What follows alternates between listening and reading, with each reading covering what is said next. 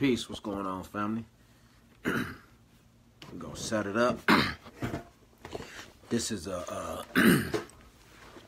new day. We're gonna kick off the new year, right? This is a topic that most definitely we need to be building on, talking about. Give me 1 second. Let me invite the brother in. Give me 1 second. Let me invite the brother in. Peace. What's going on, Africans? How y'all feeling? Hope everybody is doing well. Hope everybody has set new goals and new things that they wanted to accomplish for this season. Many of us just went right on, kept going on right to business because we are focused on things that we most definitely want to do. I'm not saying that we have all the answers or that we can't improve on any things, but we have our things that we most definitely want to see happen, and we are already making it happen. So with that being said, I'm waiting on my brother to come in so I can add him in. There he is. There go my brother. Okay. You can hear me. I'm trying out with these headphones this week. Adding the brother in real quick. Everybody's doing fine. Okay, let's get it. Shakim, you can hear me? Okay. Peace and power, brother. How you feeling? Peace. Revolutionary greetings. Man, revolutionary greetings. Peace, everybody. Revolutionary greetings. I finally got the brother on. My brother Haki Kweli Shakur. My brother, I've been watching this brother for some years now.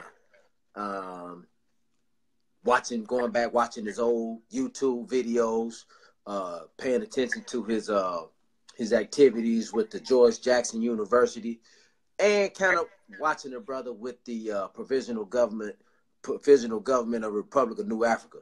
So we most definitely want to get some clarity. We most definitely want the brother to give us some insight. Man, we just want to hear what the brother got to say. You know, this is organic talk. We don't grab the big name people, but we gain the people with the names that most definitely carry the most weight. So with that being said, how are you doing, my brother? Doing good, my brother. Okay. Can you hear me real good? I'm trying out these headphones. Yeah, okay. I can hear you good. Okay, cool. Well, anyway, first of all, before we do that, man, if you can just hit that share button right now, hit that share button, invite folks to check this out, because this is most definitely going to be an organic talk live session that you most definitely want to have somebody else and tune into. We can gain some information on. My brother is very knowledgeable as far as political education wise. So we most definitely going to get into it. But anyway, brother, take a moment and just introduce yourself and tell the people exactly who you are. Well, I'm Haki Kweli Shakur, man. Based in Richmond, Virginia. We call it Gabrielville, New African Population District. That's based in Virginia. I'm a political activist, historian, and basically, you know what I'm saying, I just do a lot of work with political prisoners. You know, and that's the thing I deal with. I deal with history of the PG, RNA. I'm the Minister of Information of the August 3rd Collective, New African People's Liberation Army, which was founded by Sayyeed Shakur, many know as Monster Cody. So I'm the Minister of Information of that, and I do a lot of work with George Jackson University as well.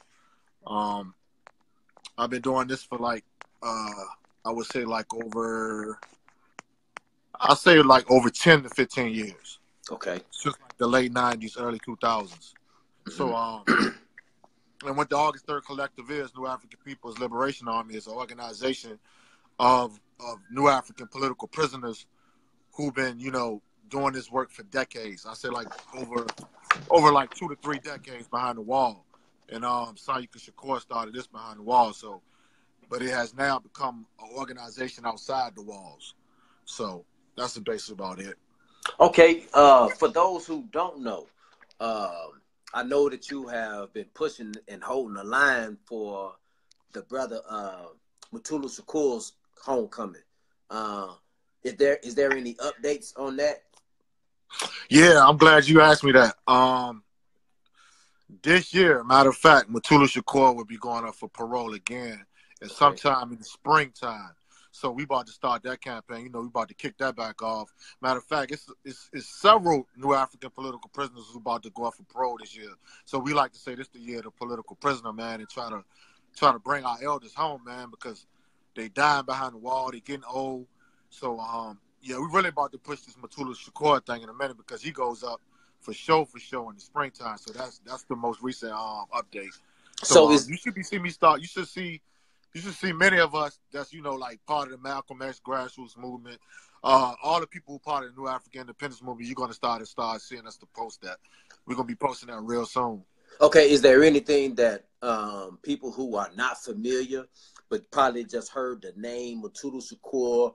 I know people heard it in the new Rick Ross album, and I know people heard it from Tupac. So is there, for people who are not familiar with who Mutulu Shakur is and what he represents for New Africans, could you kind of expound on that a little bit?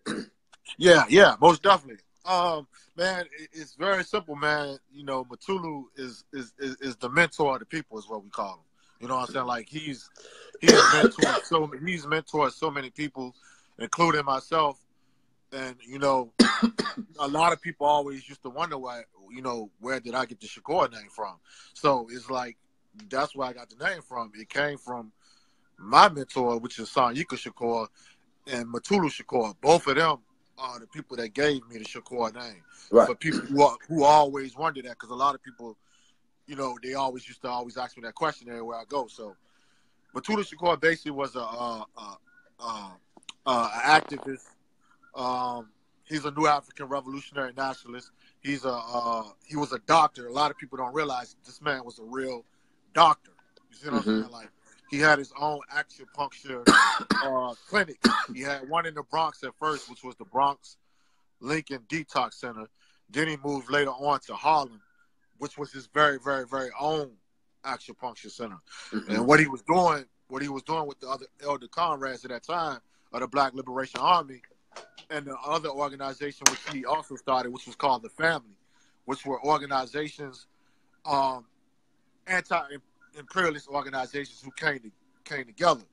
Sort of like the Rainbow Coalition that Fred Hampton Sr. started in Chicago, where you had all these anti-imperialist people and movements that came together. So out of this acupuncture center, this is where he was doing a lot of his activist work, like, you know, trying to get our people off of heroin, trying to get our people off of drugs, and all of those sort of things, and so just setting up, you know, the people's programs to take back our communities. You see what I'm saying? Basically, you know, he also was the National Minister of Defense of the Provisional Government of Republic of New Africa. So he was the one that was in charge of the Black Legionnaires, which was our military arm of the PGRNA. So he was the head PGRNA official of New York at that time when it first came into existence. So on top of all of that activism, he also was fighting, you know, this fight to free our nation.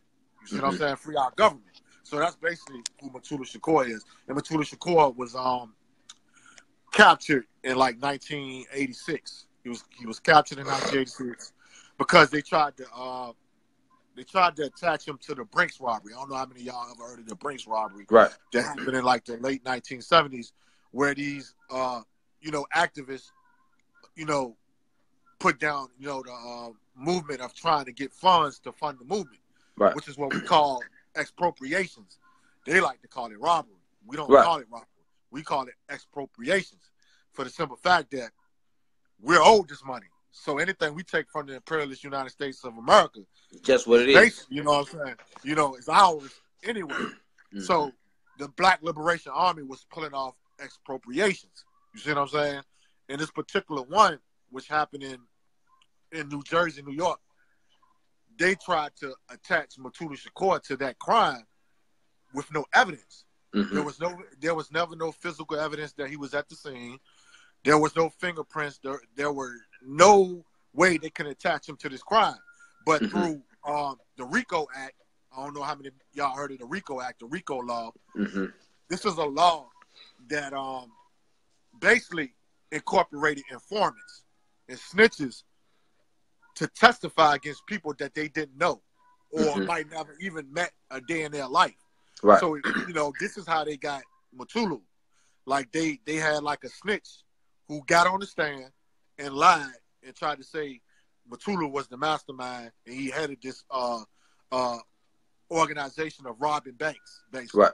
You know what I'm saying? But there was never no physical evidence. You know what I'm saying? All this was proven through, you know what I'm saying, his lawyer showing him about COINTELPRO, the counterintelligence program that was framing and setting up all our elders at that time and period, from the Black Liberation Army, RNA, Revolutionary Action Movement, all these, you know, anti-imperialist movements.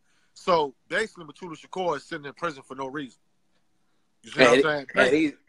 Based on a snitch, based on informant's word. You see what I'm saying? Right. Go ahead. Now, what can those who would like to help? I know I wrote to him before, and he wrote me back. Exactly. But what can those who want to help and want to learn more about him, what could they do?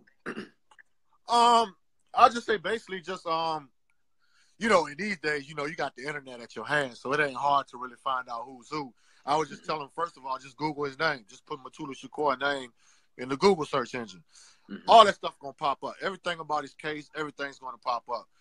Secondly, I would say write him. You know what I'm saying? That's all you got to do is just write him. Because, you know, all these political prisoners, man, they've been in prison over 30 to 40 years. We got our own Nelson Mandela's right here. Right. And it's a lot of our people in America who have no idea these people exist. You see what I'm saying? Rochelle McGee. But yeah, most definitely. Rochelle McGee. Jalil Muti King. The list goes on, man. We got at least over 150, you know what I'm saying, political prisoners from the movement, you know what I'm saying? Or, you know, people who became politicized behind the wall. Perfect book. Yeah, that book right there. Sophia Bukhari, which was a comrade of Mutulu Shakur, who's no longer here. I would tell people to get that book. Get Sophia Bukhari's autobiography, man, because that breaks down everything in there. But also, you know, like I said, his parole coming up in the springtime. I'm going to be posting links. And the main thing we want people to do for Mutulu from now until the springtime is I'm going to post a link to the parole commission, the parole commission board and the parole board. Just write a letter to the parole board stating on why Mutulu should be free. You see what I'm saying? Mutulu is welcome here. Yes, basically. Mutulu is, and yes, I'm glad you brought that up. If y'all really want the true information on what's going on with Mutulu Shakur, go to the website that's ran by the comrades of the Malcolm X grassroots movement called www.Mutulu Shakur is welcome here. Everything is on that website that you need to know. And the upcoming updates going to be coming up from the elders. Man, that's what's up, brother. Man, like my brother said, this is a book that I learned about a lot of political prisoners. Yes. There's a list of political prisoners inside of this book. There's a list of political prisoners. She got every active political prisoner name in that book. Some of them was released. It's a couple of names that has been released, and there's a couple of names in that book of elders who done passed away also. There's a couple of those political prisoners have transitioned. Yeah, that's the page right there. Yeah, I know I shared. Yes, I know I shared this list a couple times, but we most definitely got to do better at staying in contact with those who shoulders we stand on. Exactly. Those who have put in, you know, we hear brothers and sisters go back and forth on Facebook all day about who's putting in work. They put work in. Exactly. This little shit we doing, this shit don't mean shit. Don't mean nothing. They put work in. Exactly. And they made the ultimate sacrifice. Yeah, ultimate. You know what I'm saying? They made the ultimate sacrifice. So we most definitely want to don't be treasonous. If I could say that. Yeah. Yeah. Okay, you want to get on her? You want to get on her? You want to say peace? Okay. All right. I'll be in there in a minute. But man, you know, that's one of the main reasons why I got into that type of work is because I want people to know whose shoulders we stand on and those people who made the ultimate sacrifice. And see, this another thing that I got a problem with. It's like it's too many organizations that are being formed and too many people who are forming organizations, but their organizations are not tied to the struggle of freeing New African political prisoners. Right. And they don't, and you know, they don't even mention them. Yeah, they don't even mention them. They don't communicate with them. They don't try to set up programs and platforms to try to get these people free. You see what I'm saying? Like, it's just like Sophia Bukhari said in that book. You know what I'm saying? It's like if you're creating organizations and you're creating movements, and those movements are not tied to freeing political prisoners. Right. Those are sham movements. Right. You see what I'm saying? Here's another one. Yeah, Russell Maroon. Get that book also. Another New African political prisoner. And you know, if your movement is not tied to freeing political prisoners, man, you know, you're just basically running around with your head cut off like a chicken, man. You don't know what you're doing, man. Because honestly, the political prisoners are the ones who are the OGs who are guiding the organizations anyway. Exactly. They got the best experience. Exactly. You know what I'm saying? How can you run organizations? How can you know the struggle if you're not being counseled by the people who already experienced it? You see what I'm saying? That's just like in Africa. You know what I'm saying? Like how they got the council of elders. You see what I'm saying? These are our council of elders. And in the hills of North America, these are our council of elders. So if you don't communicate with these people or trying to help to free these people, I mean, what direction are you truly going in? What's your mission? What's your end goal? Right. You see what I'm saying? Hey, here go another one. Book too. Yeah, that book too. Jamal Joseph. Oh yeah, Baby Panther. Baby Panther. Yeah, we got a lot of information. But also get this book. Also grab this book right here by my comrade, man. This book right here. Yeah, Monster Cody, Sayyeed Shakur. It's called Stand Up, Struggle Forward. Like, this is the most recent, I would say, book you need. Because this is like the most updated. You see what I'm saying? On our current struggle as the PG RNA. You know what I'm saying? All the formations that fall under the New African Independence Movement, man. Grab this book too. Okay, my brother Marifa said we take some pictures and post them in the comment section of this video. But anyway, brother, I most definitely want to get into the PRNA. What is it? Who formed it? You know, a lot of us I remember I watched that documentary that you had mentioned. I watched it and I seen how the brother was I guess you can call the president of the New Africans at the movement. So kind of expound on that a little bit. Yeah, I'm gonna get to your question too, brother.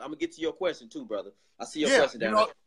Yeah, I'm glad you brought that up. Yeah, the brother name was the elder ancestor name was Tunis G. Campbell. He was an activist. He was a political activist at that time, and also he was actually a political. He was actually a politician at that time, and basically the Republic of New Africa and the PGRNA. The reason why I got you to watch that video because it was breaking down the origin of how the PGRNA and how we got to the Republic of New Africa of today. So what I would tell people is basically this struggle and this government and this nation was already, you know what I'm saying, in existence before it got the name. You know what I'm saying? Because we can attach this whole struggle back to our ancestral struggle who was brought over here on those ships. You see what I'm saying? As soon as they got off them boats, and them ships, the PGRNA, the Republic of New Africa, started to form. You see what I'm saying? Exactly. Get that book also.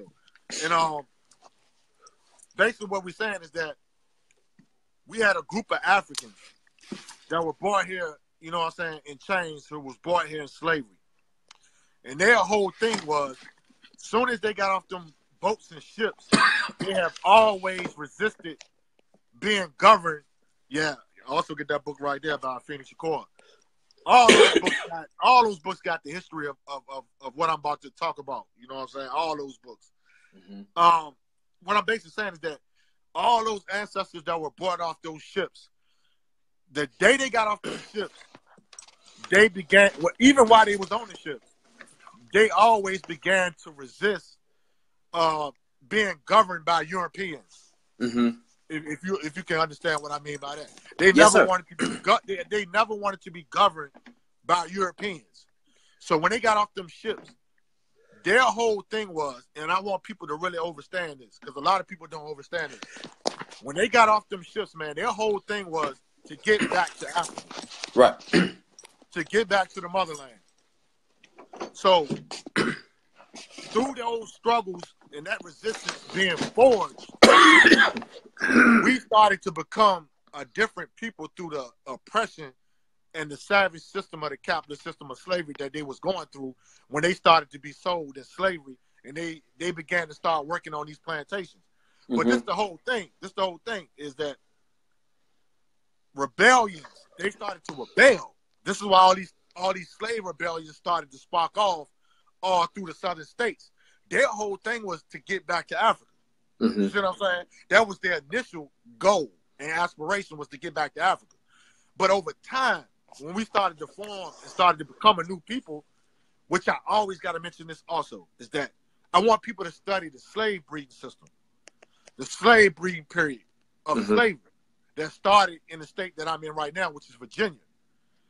Through this system, man, we got to understand that our identity and the way that we live and who we are started to change, because that imperialist European started making and forcing our ancestors to have torturous sex to breed more Africans to put on the plantation. Mm-hmm. So basically what I'm saying is that when we came here, we were Ashanti, we were Igbo, we were Fula, we were Ashanti, we were Cameroonians, we were Angolians, we were all type of different African tribes of people and nations when we were brought over here. But through this system of slave breeding, we started to become a different people because we were mixing different ethnic groups that would not usually mix in Africa. You see what I'm saying? Mm-hmm. So when we started to form and become a new people, we started to rebel. You see what I'm saying? We started to rebel at a high rate in the South. And over time, and I'm going to say this between the periods of 1500s and the 1600s, because we can even take this to the Caribbean islands. We mm-hmm. can take this to South America. All these rebellions that started to spark up in the diaspora, these Africans started to understand that they might not can get back to Africa. Right. You see what I'm saying? So they said, F it. Since we can't get back to Africa, we're going to start forming our own Africa right here in the diaspora. You see what I'm saying? So this is why you started to see Colombos started to be formed. And what I mean by Colombos is that you had Africans that started to set up free, independent communities, and ultimately they started to set up free nations, which was a rebellion that started in South Carolina. This is the first slave rebellion in North America, where these Africans rebelled against the Spanish colonialist empire, who had South Carolina was a Spanish colony. Mm-hmm. And so these Africans in the Spanish colony rebelled against the Spanish and set up their own independent nation right there inside of that colony. Right. So all these colonies started to pop up, whether it was in Mexico, whether it was in the Caribbean islands, South America, then it spread it into North America. This is where you get people like Gabriel Prosser, Nat Turner, Charles Desalon, Paul Kufi, Martin Delaney, all these type of people, Edwin McCabe, Benjamin Pap Singleton, the Gullah Nation, the Suwannee River Seminoles Nation, mm-hmm. Just North Carolina Maroons, the Dismal Swamp Maroons of Virginia. And there's one ancestor that I gotta mention his name, which was Bob Farabi. This was a African chief that was in the Dismal Swamp in Virginia, off the coastline of Virginia. Mm-hmm. Him and Nat Turner was trying to set up an independent nation in the Dismal Swamp. Right. You see what I'm saying? So this was all I'm basically saying, that over this time and period between the 1500s to the 1900s, and I'm going to say around the time and period that you mentioned, which was Reconstruction, mm-hmm. the Civil War period. This is the period when especially around the Civil War period is where people really need to study, which is the Reconstruction period. And this is where Tunis G. Campbell comes in the picture that you mentioned about the documentary. And what this was Tunis G. Campbell, and I want people to go do this research. During the Civil War, it was this general called General T. Sherman. He was a part of the Union Army of the United States of America. So he went all through the South defeating the Confederate States Army. So once he got to Georgia and pushed that Confederate Army into defeat, he had a bunch of Africans that were free. He freed these Africans all through Georgia and I would say a little bit of the borderline of South Carolina. So all these Africans were being freed. They didn't have nowhere to go. Right. You know what I'm saying? So they just was following General T. Sherman. So they followed General T. Sherman all the way to like the shores. I know y'all heard of the Georgia Islands off of the coast of Georgia. Mm-hmm. So they followed him all the way to the end of this coast. And so General T. Sherman got back in contact with the Union and the United States government and President Lincoln and them. So he was telling them that, like, yo, I got these bunch of Africans that's following that and they free and I don't know what to do with them. So General T. Sherman proposed to Lincoln that, yo, we just going to get them this land that's on the Georgia Island coast and give them this land and they do whatever they want to do with it. Right. You see what I'm saying? So basically, this is when Tunis G. Campbell was brought into the picture. He was a politician from New Jersey. He moved to the South. He came down to Georgia when he heard about what was going on with the Georgia Islands.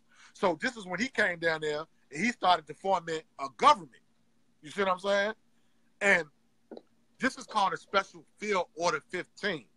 People need to research the Special Field Order 15 because this will tell you everything that you need to know about the struggle of the Republic of New Africa. Hey, bro, could you type that in there? Because I was just about to ask you about that too, to go in on that field order. The Special Field Order 15. Yeah, let me type it. I'll type it. For the life of me, I don't know what to type, what a pen stuff out of here on this joint. Yeah, I think you gotta hit like the I think you gotta hold down like on the comment or something like that. And the pen will pop up. Yeah, Special Field Order 15. The reason why I'm always telling people to research that is because you have to get the understanding of what happened at the end of the Civil War. You see what I'm saying? Right. Even though this struggle predates what happened in the Civil War as far as us wanting our own government on this land. You see what I'm saying? But the Civil War period and the Reconstruction period would truly explain how PGRNA and the Republic of New Africa came into existence, though. Because, okay, let me explain this part also. I know many people know about the 14th Amendment, 13th Amendment, 15th Amendment. The 14th Amendment and the 15th Amendment is basically the amendment that's so-called supposed to give y'all citizenship within the United States of America. Right. But see, this is the thing about the 14th Amendment and why that amendment is a sham amendment. For the simple fact, okay, it's like dealing with the governments that you deal with today or oppressed people you deal with today. They have to have a right. They have the human right to make a decision on their destiny. You see what I'm saying? So when they made this 14th Amendment and they forced this 14th Amendment on our ancestors never had that right to make that decision on what they wanted to become or what they wanted to do. And what I mean by that is basically this. Because they could have said, nah, we don't want that. We want to do our own thing. That's the key point. Exactly.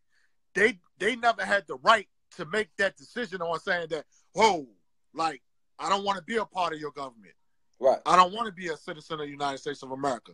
Which let me remind you, at that time and period, a lot of our ancestors never ever wanted to be a part of the United States of America government and citizens. Right. Like I told you earlier, they either wanted to go back to Africa. You see what I'm saying? So if they couldn't get back to Africa, what you think their next choice would have been? Start their own. Exactly. Be on our own. You see what I'm saying? So this is basically what the Republic of New Africa is saying. That look here, we have 3 steps and 3 choices that we could have made back then in the Reconstruction period on what we wanted to do as African people. 1 is to repatriation back to Africa. 2, hey, many of our ancestors could have had the right to integrate with the white man and to integrate with the government. They could have had the choice to choose to, hey, I want to be a part of the United States of America as a citizen. 3rd, and the final one is self-determination. You see what I'm saying? You could have let our people make that choice on whether they wanted to establish their own independent black government on this land. Because, like I said, if you go back to the Special Field Order 15, they already gave us land. You see what I'm saying? To set up our own government. You see what I'm saying? So, if they would have let them ancestors make that decision, hey, man, we should have had our own nation, basically. You see what I'm saying? So basically, it's a sham when people come with that. All of us wanted to have our freedom and rock with United States. That's really a lie. That is the biggest brainwash in history. You see what I'm saying? Right. And the reason why I say that is because people got to understand this. We were never back then. Even you my age, all the people my age and younger, and even our elders, man. Like we was a lot of this information was kept from us. You see what I'm saying? Like we wasn't taught this type of stuff in school. All we was taught about is the ancestors who wanted to become a part of the United States, or they was fighting to become citizens of the United States. But what about the majority of Africans who were sacrificing their life and sparking rebellions? The people who wanted to get back to Africa, the people who never wanted to integrate with the white man. Right. You see what I'm saying? So this is what I'm basically saying is like, yo, come on, man. Like, and this is facts because I study this history all the time. There were more ancestors who wanted their own nation and wanted to go back to Africa than the actual ancestors who wanted to integrate into the United States system. See, they flipped the whole history around and made it like those ancestors who wanted to be a part of the United States of America was the majority. That's a lie. See, we can kind of much go with that because we had places like Rosewood spring up. We had places like even Black Wall Street. We was doing our own thing. We had over 24. We had over 24 Black Wall Streets, man. Right. All of them had the name Black Wall Streets at one time. Even right here where I live at, in Richmond, Virginia, I know a lot of people see me posted. It's called Jackson Ward. Jackson Ward Black Wall Street. And this Black Wall Street predates the well-known Black Wall Street. Of Oklahoma. This is the Wall Street in Richmond, Virginia, where you had people like Maggie L. Walker, the first black woman who first created the first black bank by a woman. Right. You see what I'm saying? So we see all throughout the South in history where there were settlements and towns that were set up because these people always wanted their own. See, right. All that shit was suppressed. We just finally are obtaining this information in this millennium. You see what I'm saying? Right. Because a lot of us didn't know about this history back in the day. It was kept from us. You see what I'm saying? So what I'm basically saying is that, like, all you got to do is just start researching black settlements within the United States of America. All this information will pop up, man. And then you will start to see it like, damn, my ancestors never wanted to be a part of the United States of America. You know what I'm saying? That's the same suppression when you think about or you hear about Martin Luther King, and I ain't gonna knock on the brother, but everybody wasn't with that nonviolent stuff. Everybody wasn't with that turn the other cheek. Everybody wasn't, a part of that program. But Exactly. if you listen to people, they will tell you or make you believe that all of us was with it. And we wasn't. You know what I'm saying? Because I know for a fact that Robert Williams wasn't with it. They wasn't with it. So you know, there's the Black Panther Party. Mm-hmm. See, that's one of the big misconceptions of the Black Panther Party also. Mm-hmm. And throughout history, you've been having like this fabricated history about the Black Panther Party also. We all know the Black Panther Party is a revolutionary black nationalist organization. And it's the thing. We all know that the Black Panther Party they was anti-racist, is what I'm trying to say. Like, we all know they was anti-racist. We also know that they worked with other anti-imperialist groups that wasn't black. Right. You see what I'm saying? Like, you know, under that revolutionary science and that revolutionary ideology, we all are anti-racist because, you know, Africans was never racist in the first place. Mm-hmm. You see what I'm saying? Racism comes from Europeans. You see what I'm saying? Because of their inferiority complex. You see what I'm saying? Not ours. You see what I'm saying? African people were never racist. You see what I'm saying? We didn't have a reason to be. We never had a reason to be. You know what I'm saying? We didn't create racism. So all that history trickled down into the Black Panther Party. And what the Black Panther Party is saying that, like, yo, yeah, we'll work with other revolutionary whites and all this type of stuff to fight oppression. But what was the Black Panther Party end goal? This is shit they don't never talk about and they always try to cover up, is that the Black Panther Party still wanted their own independent communities. See, governed by blacks. See, and that's the thing with when people mention Malcolm and say that, man, Malcolm, he went to Mecca and he seen white people in Mecca and he wasn't on that the white man's the devil rhetoric no more, but Malcolm still was on some nationalist junk. He still was me and me. Yeah. You go over there and do you. You know what I'm saying? Yeah. But he was still nationalist. Whether it was, you know. Yeah, I get that all the time. Like, I done seen a lot of people debate over, you know what I'm saying, talking about Malcolm. Oh, he started to mess with the white people. That goes back to what I'm always trying to tell people is like, you have to research first, man. You see what I'm saying? You gotta go back and research that whole period of time. Don't just research one part of Malcolm's history.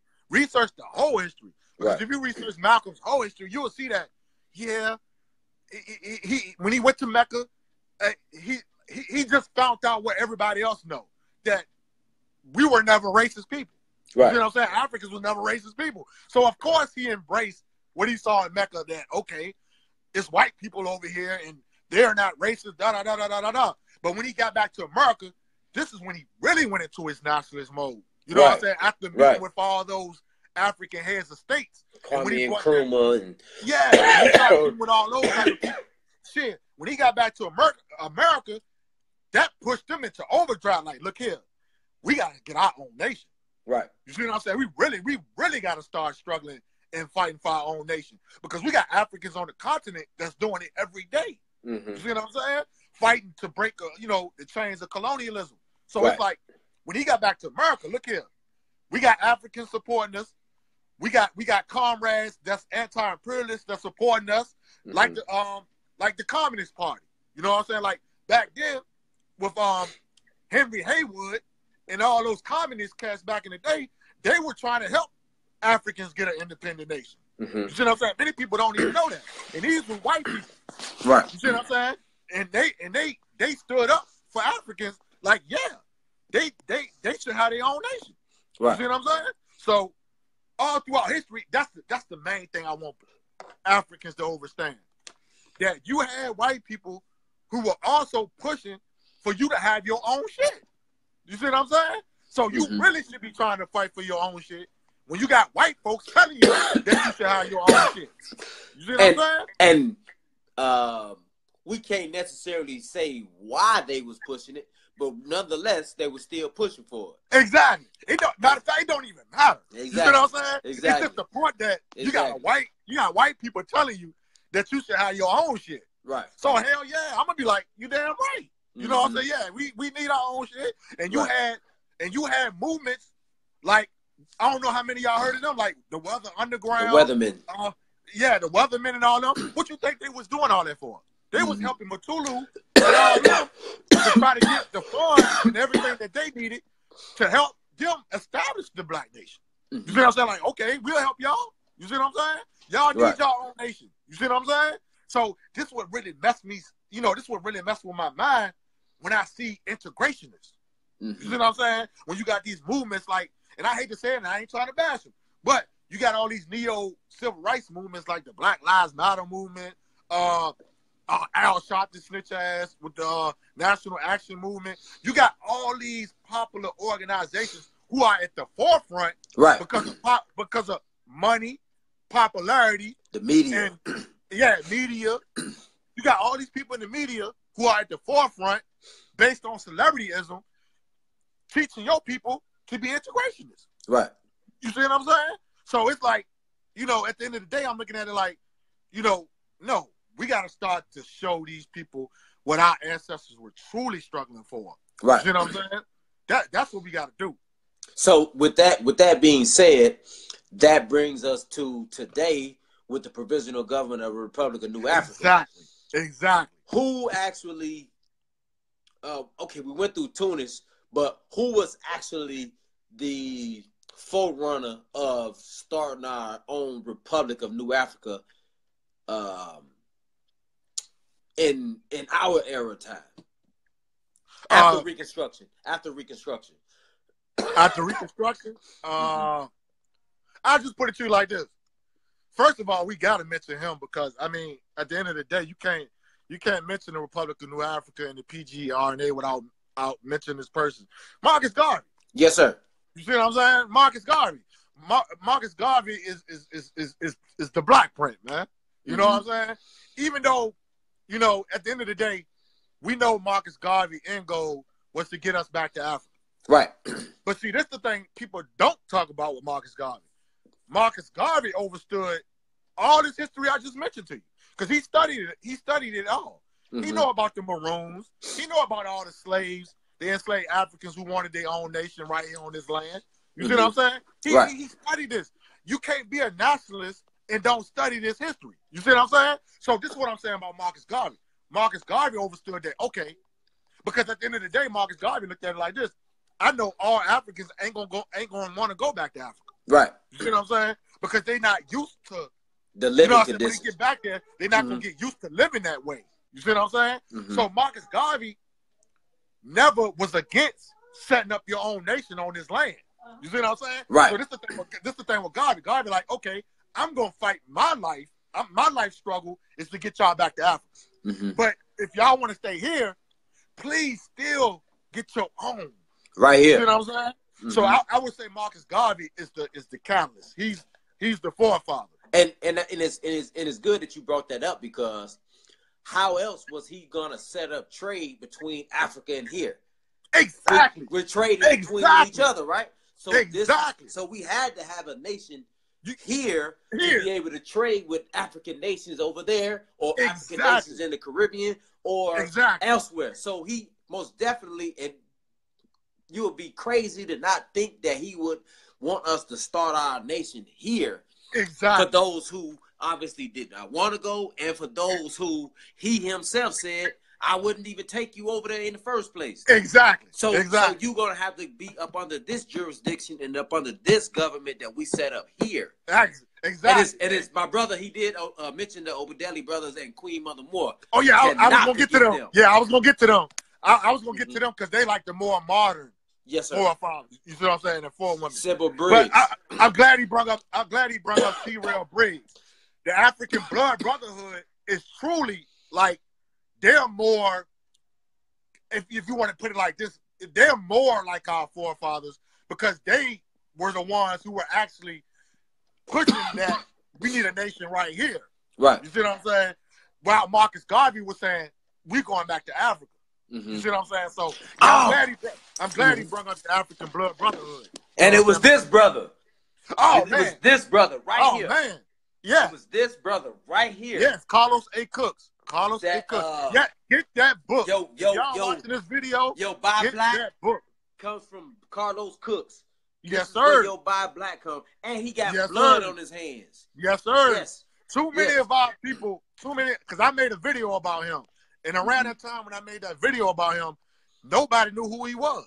Right. You see what I'm saying? So, yes, please, you know what I'm saying? There's not a lot of recorded history on Carlos Cooks. It's not a lot. Because when I got this book, I was actually looking online trying to find some information about him. There's no information about him really. I know the elder. I know the elder who put that out. You know what I'm saying? Sir. Who actually put that out there. You know what I'm saying? And that's and I can't leave him out. You know what I'm saying? Even though we understand what he did, and you know we understand their conflict and their confrontation with the brother Malcolm, but I can't leave him out. At the end of the day, Elijah Muhammad. Yes, sir. You know what I'm saying? You can't leave him out. I don't disagree with what happened with Nation of Islam and the little shit that happened that got Malcolm's life taken. But like I always try to tell people, I can study people without actually attaching something emotional. Being a fan of that person and being emotional of that person. Yes, sir. You see what I'm saying? But Elijah Muhammad, what was he doing in the early 1930s and 1940s? That was a nation. Yes. What was he telling you?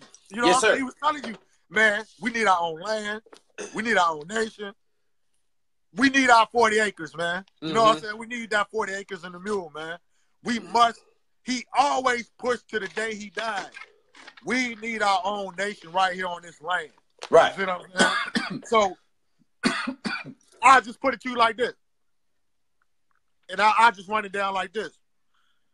You'll have to go from Paul Kufi, because a lot of people don't know who Paul Kufi is either. I'll go from Paul Kufi to Martin Delaney, Benjamin Papp, Edwin McCabe, Henry Holland Garnett, David Walker.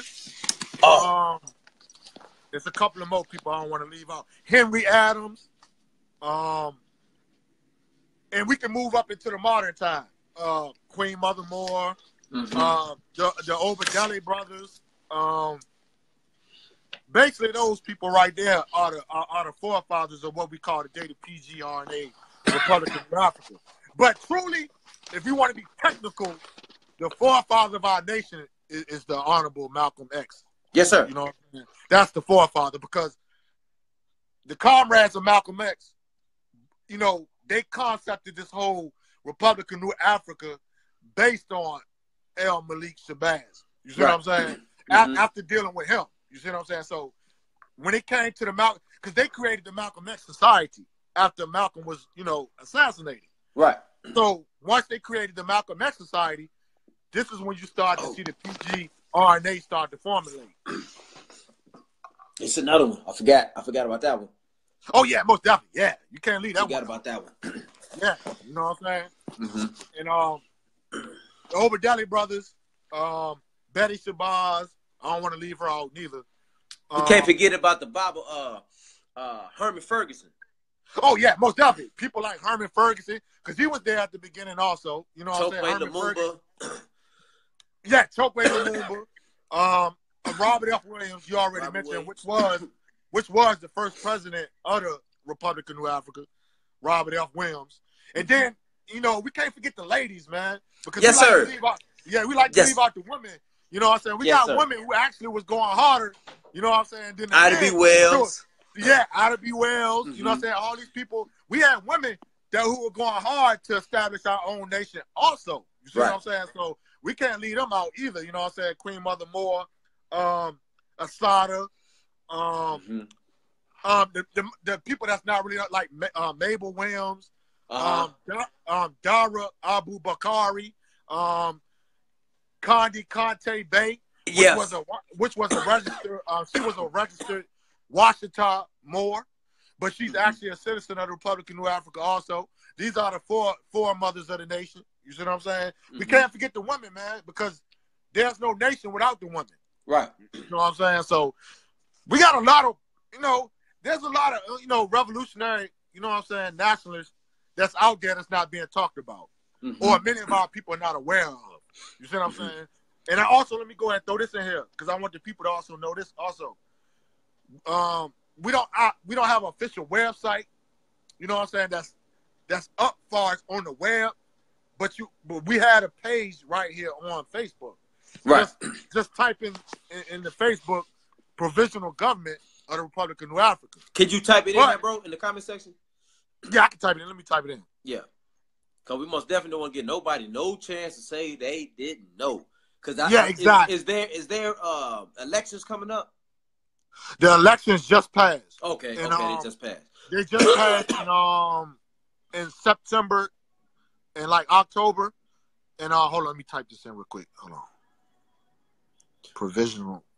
The PGRNA founding documents. Queen Mother Moore was the first signer of the Declaration of Independence. Exactly. Let me mention that. Also, a lot of people want to know where the nationality, far as New African, come from. The nationality that we chose, far as New African as our nationality, came from a black woman, Queen Mother Moore. Mm-hmm. Queen Mother Moore is the one who came up with the New African nationality. A lot of people don't know that. They think it was a male who came up with that. But overall, collectively, those 500 nationalists that came to Detroit in March of 1968, they all collectively came up with this whole outline of being a New African and a New African identity. Speak on that meeting right there. Yeah, I'm going to speak on, hold on, let me type this in real quick. Yeah, speak on that meeting right there because, there's a lot of history that, man, get drowned out. Yeah, it's a lot of history that get drowned out by this reactionary history that you see today that's popularized by those neoliberals that push that, that old fabricated history that you see every day that they teach our babies in school. Oh, here we go, right here. Here we go, right here. Here we go. There you go, right there. There you go, right there. Yeah. There you go. And I'm glad Comrade Kimber brought that up. Check this out. Let me say that. Yeah, go get that right there, most definitely. let me say this also because the Comrade just brought it up. In Detroit this year marks the 50th anniversary of the Provisional Government of Republic of New Africa. So New African Nation Day will be held in Detroit, where those 500 nationalists signed that document. New African Nation Day this year is in Detroit. So that's this year. This year, 2008. March 20th, I think it's March 28th through the 31st. My brother put it on there. It's March 30th through April 1st. Yeah, March 30th through April 1st will be the 50th New African Nation Day. So if you can get to Detroit, if you can get there, man, I don't think you want to miss that. You know what I'm saying? Because this is historic. Because check it out. 50 years. That's a half of a century. Right. You see what I'm saying? Of a government that many of our people in America don't even know of. Right. You see what I'm saying? So this year and forward, we must start to really push this information and to get out into these streets and organize and to tell and to show our people that this exists. Because right now, man, I hate to say it, man, all these neo-civil rights movement, they got the mind of our people, man. Whew. You know what I'm saying? They got the mind of our people. And all they doing is continuing what Martin Luther King said. They're trying to integrate us into a burning house. You see what I'm saying? Because at the end of the day, bro, those organizations like Black Lives Matter, the popular activists you see on CNN every day, bro, they're not telling our people the truth. You see what I'm saying? They're giving them false freedom. They're giving them false hope of freedom. And what I mean by that is that you think you can change the laws of your oppressor. You think you can change the mind state of your oppressor. Right. You see what I'm saying? That is what we call reformism. You're a reformist. Reformist is not going to get you free, bro. Brothers and sisters, it's not going to get you free. So that's they just want to go ahead. I'm saying that's like me laying a lick down on you, and then you feel as though you can come on my side and try to sweet talk me, and somehow I'm finna change the lick that I already laid on you. Exactly. That I'm already prospering off of on you. Exactly. So how, for the life of me, I be kind of confused how our people feel as though if we can all agree that the system was built on our backs and wasn't built for us, how Exactly. do we think that we're going to change that system to make it fit us? Impossible. It's impossible. Impossible. And then, and this is what makes it even more deeper. Them same organizations that you see on CNN and them same quote unquote supposed to be our leaders, they know this. They're not stupid. They're not stupid because a lot of them elders of that reform movement that's going on now, they was around with Malcolm X and all those type of people. Right. They was around with Queen Mother Moore. They know who Queen Mother Moore is. You see what I'm saying? They know what she was about. So that what makes it even more crazy that people like that back then, that was there back then, are on TV telling our people, trying to get our people to change laws and to try to integrate more into a system that they know that's not for us. Right. You see what I'm saying? We done seen it just now with that whole it was a phase of the body camera. When all our brothers was getting murdered. Exactly.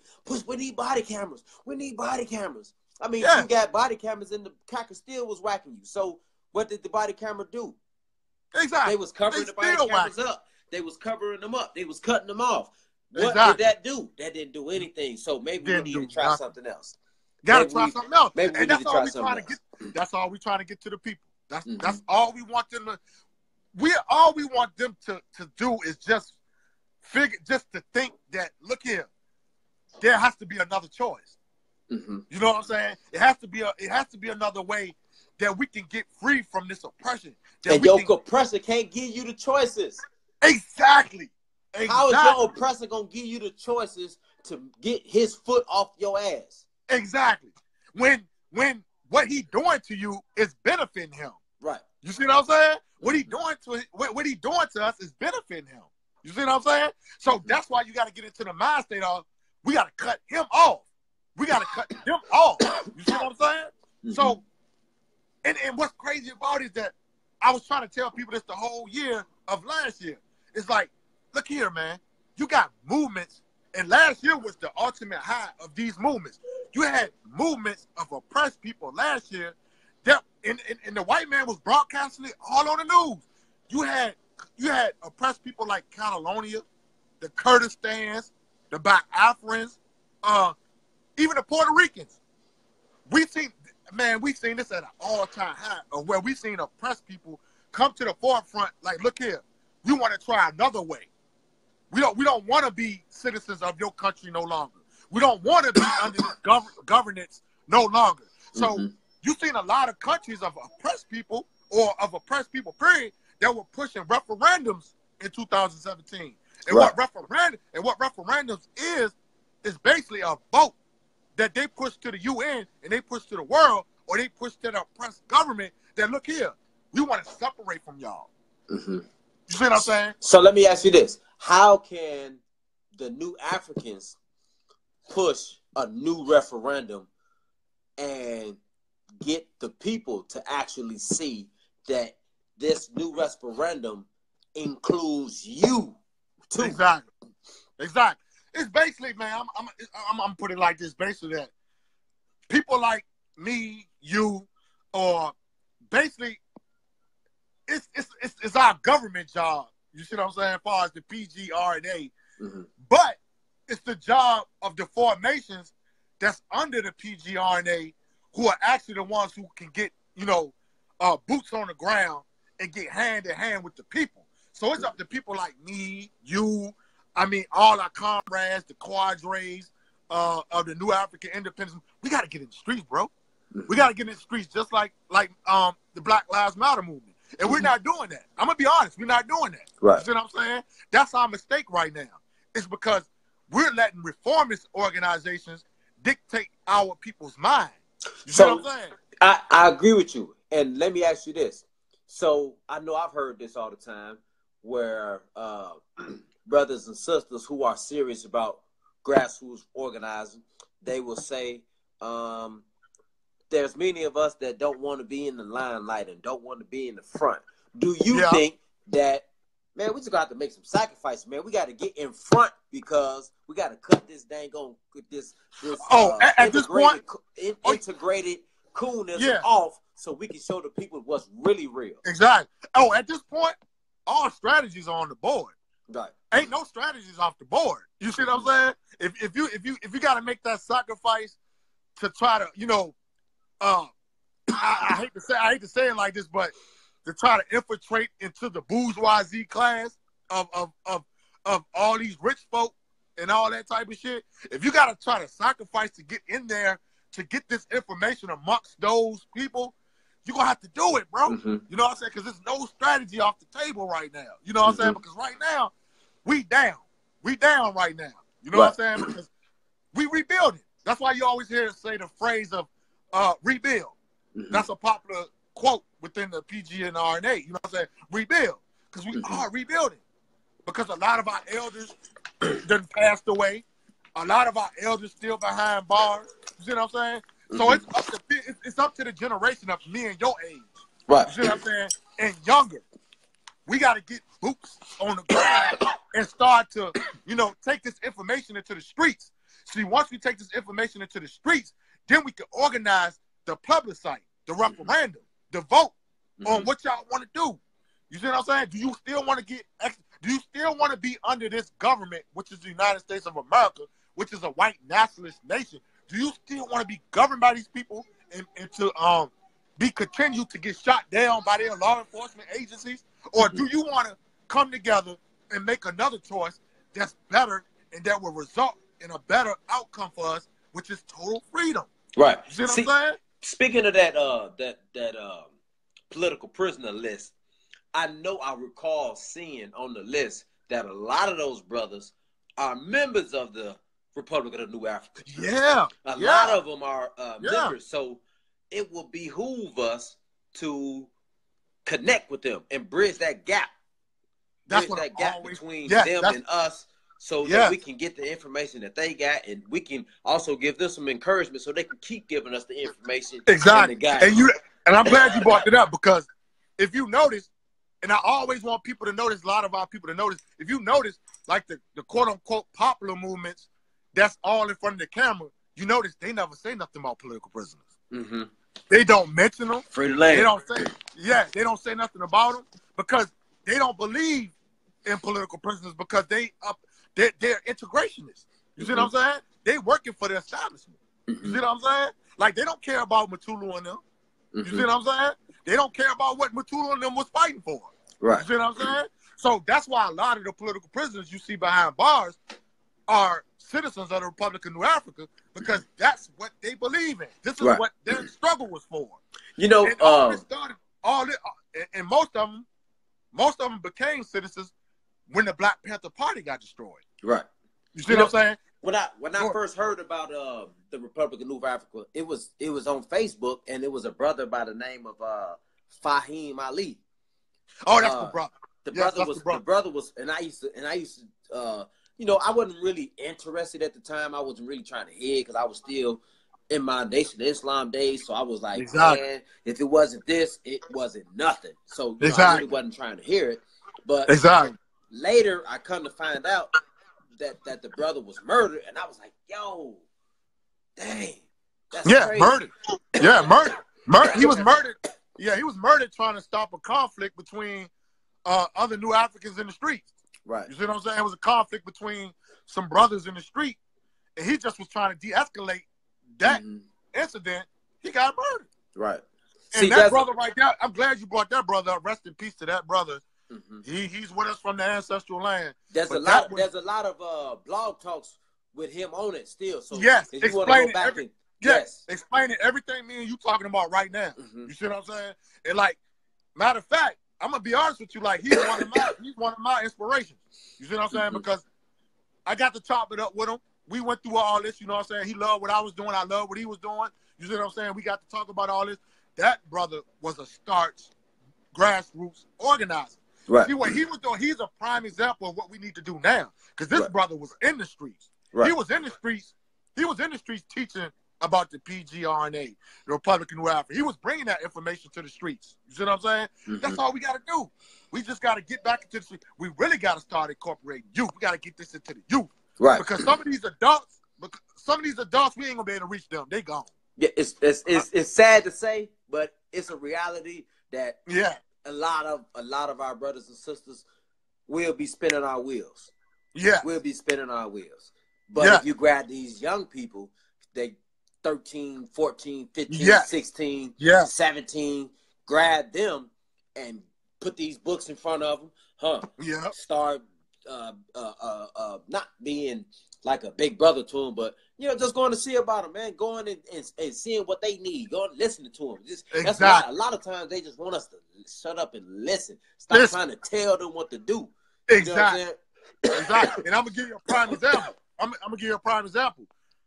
We have to get with them students that's on them college campuses.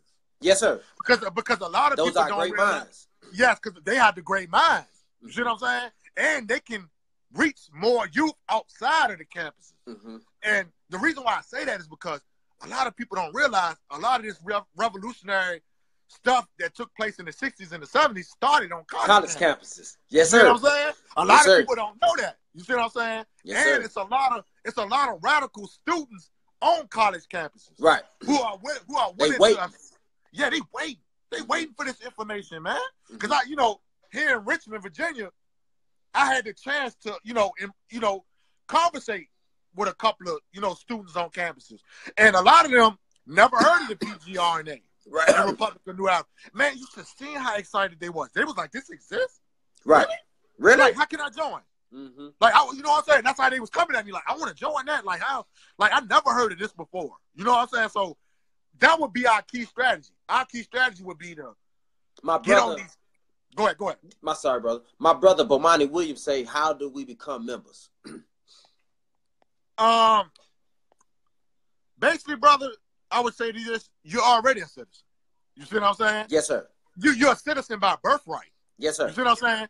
But if you want to be more technical about becoming a citizen of the Republic of New Africa, go to that page. Go to the page. The one that you typed in on Facebook. Yes, sir. Or contact. Look. Quasi Ifitayo just commented to my brother Bomani Williams. Okay. If you see the comment in the comment box, that is our vice president of the current PGRNA, which is Quasi Ifitayo. He left his contact information in the comment box. Okay. Get in contact with brother Quasi. He's the current vice president of the PGRNA, and he can tell you and give you more information on becoming a citizen of the Republic of New Africa. Okay. Contact that brother that just commented in the comment box. He's one of our elders. Quasi. He left his, that's who left his email. Yeah, that's his email. Okay. He's the current vice president of the Republic of New Africa. He can tell you how to become a naturalized citizen of the Republic of New Africa. Okay. Let me see what my brother said. Okay, he said all good. And he also said join us at the 50th anniversary of the PGRNA in Detroit, Michigan. Yeah, March 29th April 1st on 18th. Yes, sir. Yeah, the Nation Day. Yeah, Nation Day in Detroit. We most definitely want to get that information disseminated quickly and swiftly, so those who want to go that's not there in Michigan can most definitely make arrangements to make that happen. And I also want to expound on this real quick. Also, I get this question all the time. It's this question that's always raised, and I also seen the quote unquote controversial figure Umar Johnson say this before. So I get this question from a lot of people. It's like why would y'all want to start a independent nation within the land of your enemy? Right. Because basically what I seen the other day, I seen a video of Umar Johnson the other day talking about people who believe in this this goal of starting a black nation on North American soil is crazy, for the simple fact that we will be surrounded by our enemy. We surrounded by our enemy anyways. Exactly. Exactly. You see what I'm saying? And I just wanted to make this point that people like Umar Johnson. Okay, Umar Johnson is a Pan-Africanist, but this brother doesn't understand that we're Pan-Africanists too. You see what I'm saying? Mm-hmm. The PGRNA are Pan-Africanists too. So I want to address that because I get this question all the time, bro. It's like, why would y'all want 5 states out the South and be surrounded by your enemy? And I just want to answer that for the simple fact, shit, the Haitians ain't give a hell if they were surrounded by their enemy. Right. Look what the Haitians did. Right. You see what I'm saying? And the point I'm trying to make is that, bro, if you believe in true freedom, it don't matter. It don't matter. It don't matter where you want your freedom at. It don't matter where you want your sovereignty at. You always gonna have to deal with this enemy. Right. You see what I'm saying? Because the white man ain't going nowhere no time soon. Where the white man going, bro? The white man ain't going nowhere. And Umar Johnson tried to make this point. He tried to say, like if we go back to Africa, you know what I'm saying? Like, we gonna be good. Brother, this brother don't understand it. Bro, in Africa, the white man is over there recolonizing Africa right now. They got look, brother Sayyeed. They got United States Army bases in Africa right now. So even if you go back to Africa right now, you still got to deal with that enemy. What's wrong, Mom? You still got to deal with the white man. Done? You see what I'm saying? Okay. Dude is real reactionary. You know what I'm saying? At the end of the day, I think if anybody who has any ounce of logical, critical thinking skills, and they heard somebody say that, well, you could be surrounded by your enemy. Show me anywhere, even in Africa, where you're not surrounded by your enemy. You even got, matter of fact, you even got some Negroes that are your enemy that work with the white. I'm glad you brought that up. So why would I not want to die, fight, and scratch, crawl if I have to right here? We're trying to go to Africa and fight. Did you see what Zimbabwe just did? Exactly. Did you see what those folks just did to? They was celebrating the white man getting the land back, and they clapping and I can't say that it's all Zimbabweans.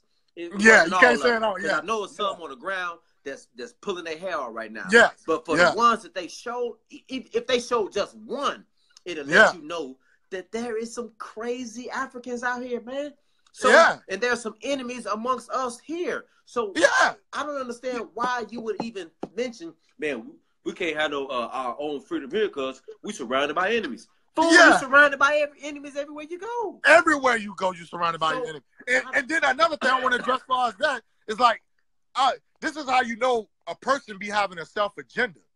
Because the simple fact that Umar said that we surrounded by an enemy is not a good idea to set up our own nation here. My brother we should go back to Africa. We should go back to there. But dude, did you study any parts of history, my brother? Because at the end of the day, you got Africans inside of Africa who are trying to separate from African dictatorship. Right. You see what I'm saying? But, so either way, when you go back to Africa, you got to deal with the European and you got to deal with sellout blacks. What my brother Sekou say? He said we are surrounded by our comrades too. Exactly. We're surrounded by comrades too. Just like we're surrounded by enemies. Exactly. So, and it goes back to what you said. Some cats are too smart for their own good. They don't use logics. Man, you don't use logics, bro. And we not cowards. African people never been cowards, bro. Like we fought for our freedom no matter where the hell we at. Mm-hmm. You see what I'm saying? Like, you think those Maroons, you think our ancestors in slavery gave a F on who they were surrounded by? We surrounded by our enemies. Man, that sound like some that just listen to that sounds like some defeated African. Exactly. I'm not gonna even shoot for my freedom because I'm surrounded by my enemies. I'm surrounded by my enemies. Because I seen this in a discussion the other day, and I seen somebody post a video of Umar Johnson discussing that with another brother. Mm-hmm. And I was just listening to it. And I'm like, this guy sounds like a straight defeated coward. You know what I'm saying? And like you just want Africans to follow you because you say you the pan. What do you call yourself? The Prince of Pan-Africanism. Boy, bro, stop. How egotistical? How egotistical you are? You know what I'm saying? How egotistical you are? Boy, you the prince. You the prince of what? Man, ain't nobody who gave you that title. Who gave you that title? Ain't nobody this ain't about no titles, brother. This is about sovereignty and liberation, brother. I don't know what you fighting for. Right. You see what I'm saying? Yeah. Now, you know, at the end of the day, we know what he's fighting for. Man, listen. Hey, you right, brother. You right, brother. We not picking on him, brother. We just stating facts. And we just having an ideological, you know what I'm saying, sparring session. But we most definitely have to speak truth, brother. We cannot stop because of somebody's little status or whatever. We can't say nothing against them. We most definitely gonna speak facts. You gotta speak, especially when it's we gotta stop that. We gotta stop. Yeah, we gotta stop that. Tiptoe around people that we know is on some BS. And I'm not saying that my brother cannot be redeemed, but what I'm saying is, my brother needs to go back and sit down, go sit around a council of elders, and have somebody to put him in the right space, because he's not him, and the countless of others are not. And I'm not saying that I know everything, but what I'm saying is I'm humble enough to. If my elders tell me something, I'm going to listen to them. And I'm going to sit down and I'm going to most definitely hear what they telling me. So we're not bashing on the brother, or we're not saying anything wrong, but we're speaking the fact that African people must know. It's time. We are behind the 8 ball. The 8 ball is about to run us over, and we worried about hurting somebody's feelings. Man, I will run you over before I allow you to continue to lead African people down this road that's going to get us murdered. So forget your feelings. Forget whoever feelings. I don't care about your feelings. You know what I'm saying? Yeah, you know, a lot. Exactly, because a lot of these so-called cats, they got to humble themselves, man. You know what I'm saying? Because Marcus Garvey's struggle wasn't the only struggle. Right. You see what I'm saying? We got great ancestors all across the board in North American history. You know what I'm saying? That was trying to get us to that ultimate goal of freedom and sovereignty with their own strategies. You see what I'm saying? And there was always one popped up to counteract what they were doing. Exactly. Always one to pop up to counteract what they were doing, and the people were so mesmerized by how they talk. I'm gonna give you a prime example of that. And it's not to diss the brother. You know what I'm saying? He's an elder also, but it's the same thing that happened with I know you heard of him, O'Malley, the leader of the African Socialist Party. It's crazy that you bring that up. I don't want to really go into that situation, but I ain't gonna go into it. Yes, it's the same thing that he did. It's the same thing that he did to Amari Obadeli and Chokwe Lumumba in there. Yes, sir. You know, he tried to come and that new African stuff, you know what I'm saying? Like you say, it's always one. And I love O'Malley. I love him. But at the end of the day, we're not going to allow you to come into this space with that type of energy and try to, tear down everything Amari Obadeli and all these great leaders tried to come with their own strategy. Right. You know what I'm saying? These were Malcolm comrades. See, you know what I'm saying? And we also see what he just did with that whole Ghazi thing. So we definitely not supporting that at all, bro. We don't support that at all. So I don't support that.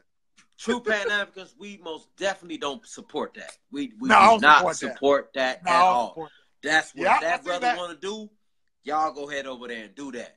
But we most definitely ain't supporting that. We not supporting that at all. Yeah, I can't support that. We're not supporting that. He lost his mom a little bit that one. We're not supporting that. So tell me,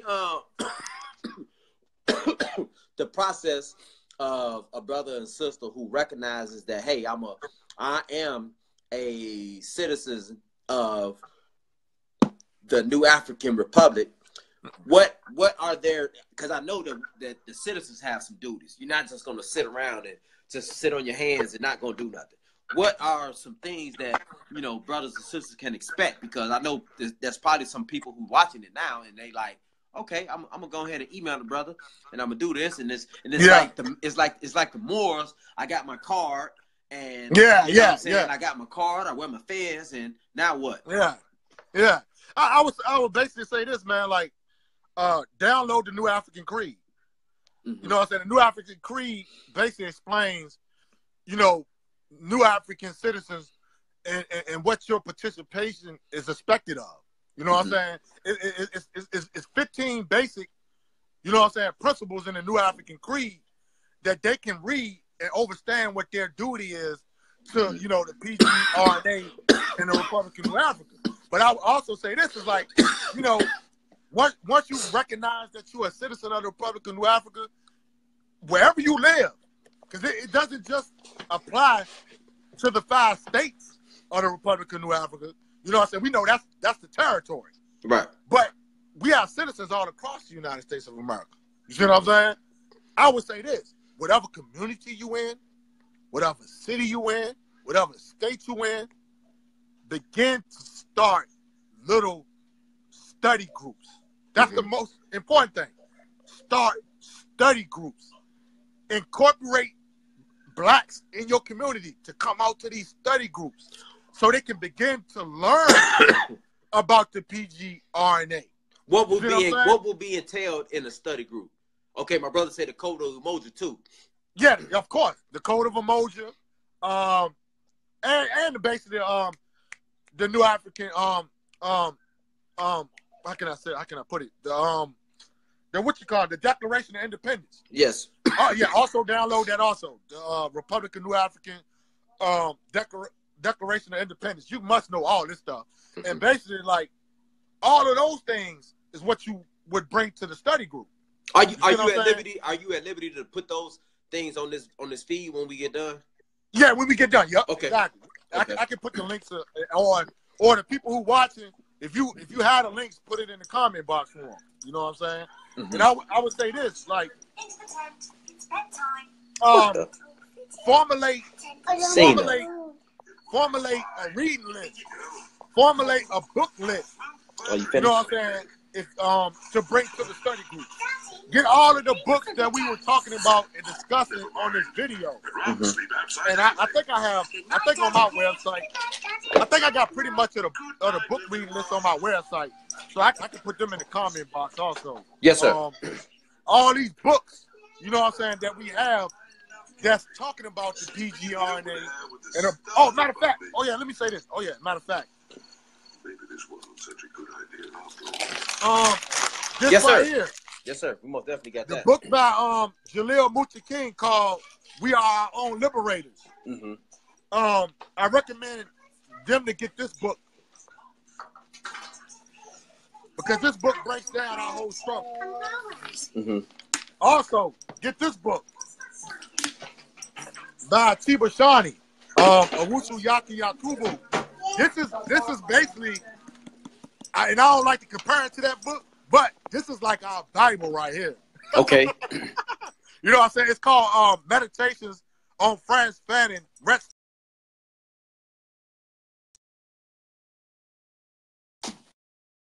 Now, this book right here, every New African citizen must have this in your personal library. Because this book right here will break down everything you need to know about our struggle. Right here. This book right here is what really, really, really.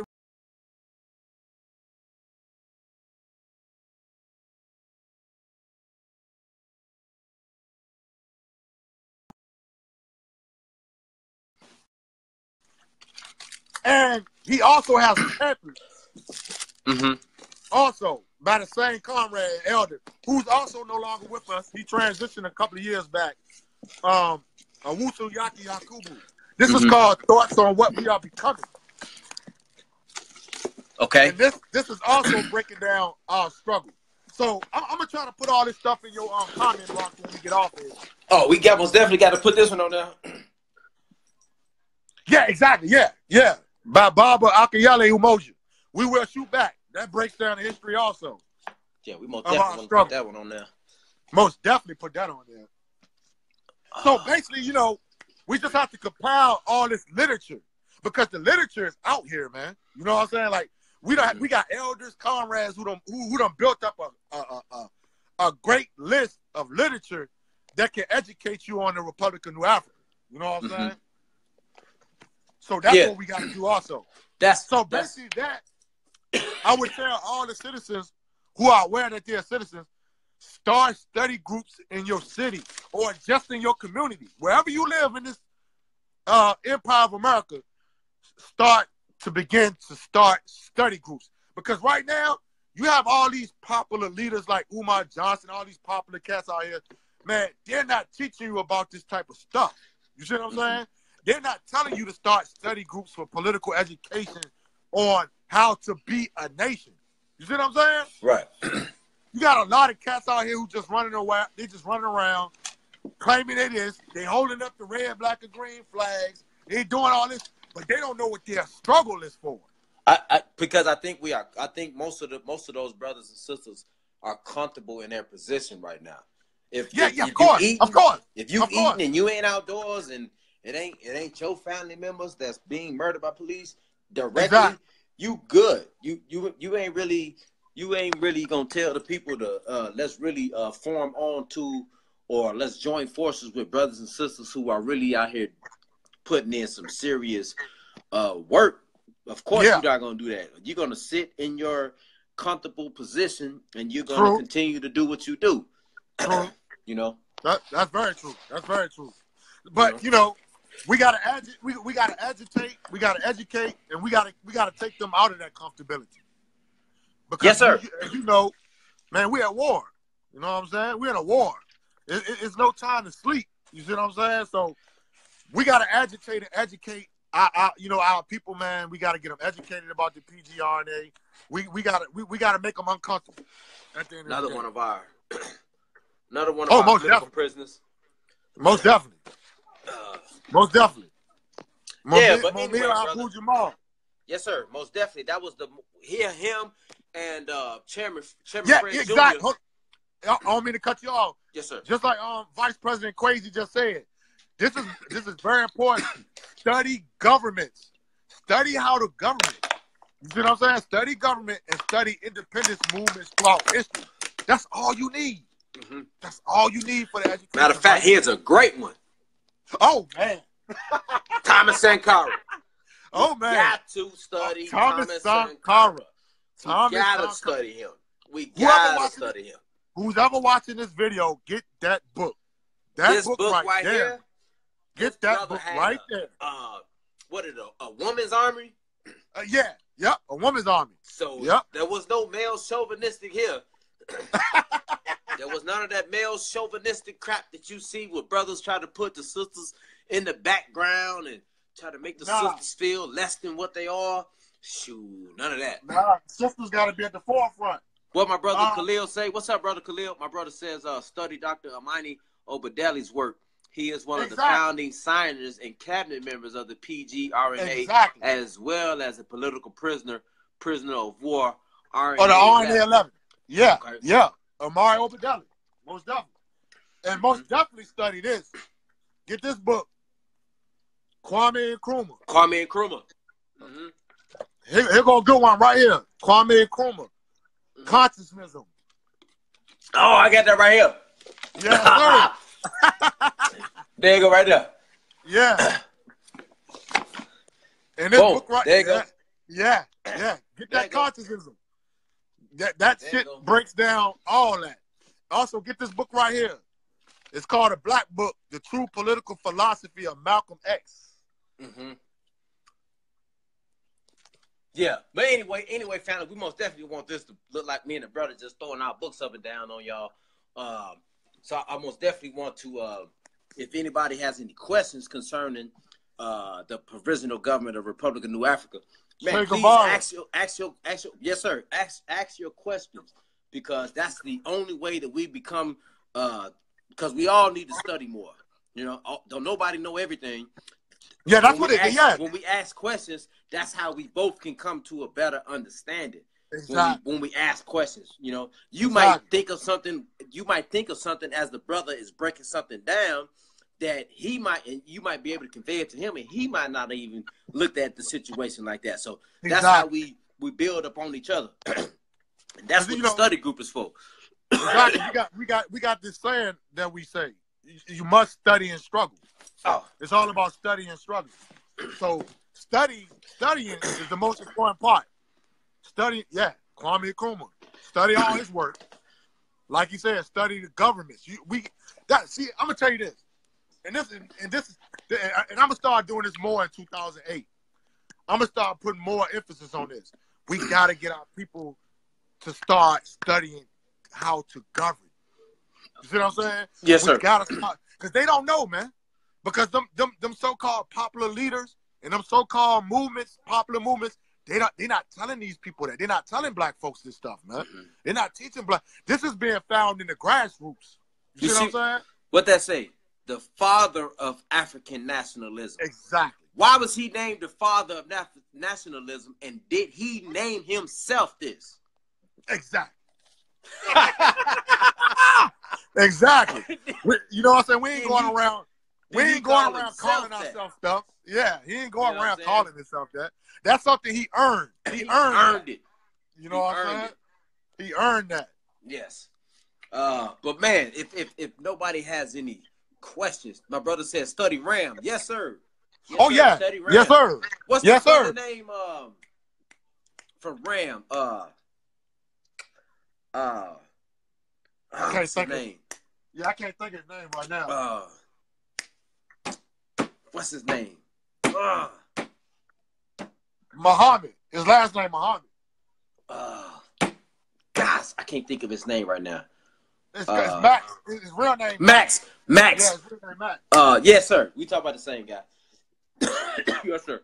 Most definitely study RAM. And you know you gotta. There's no way you can't. There's no way. You can't have no library without that in there. Yeah, that's his name, Muhammad Ahmed. That's his name, Muhammad Ahmed. Because Max changed. Yeah, he changed his name.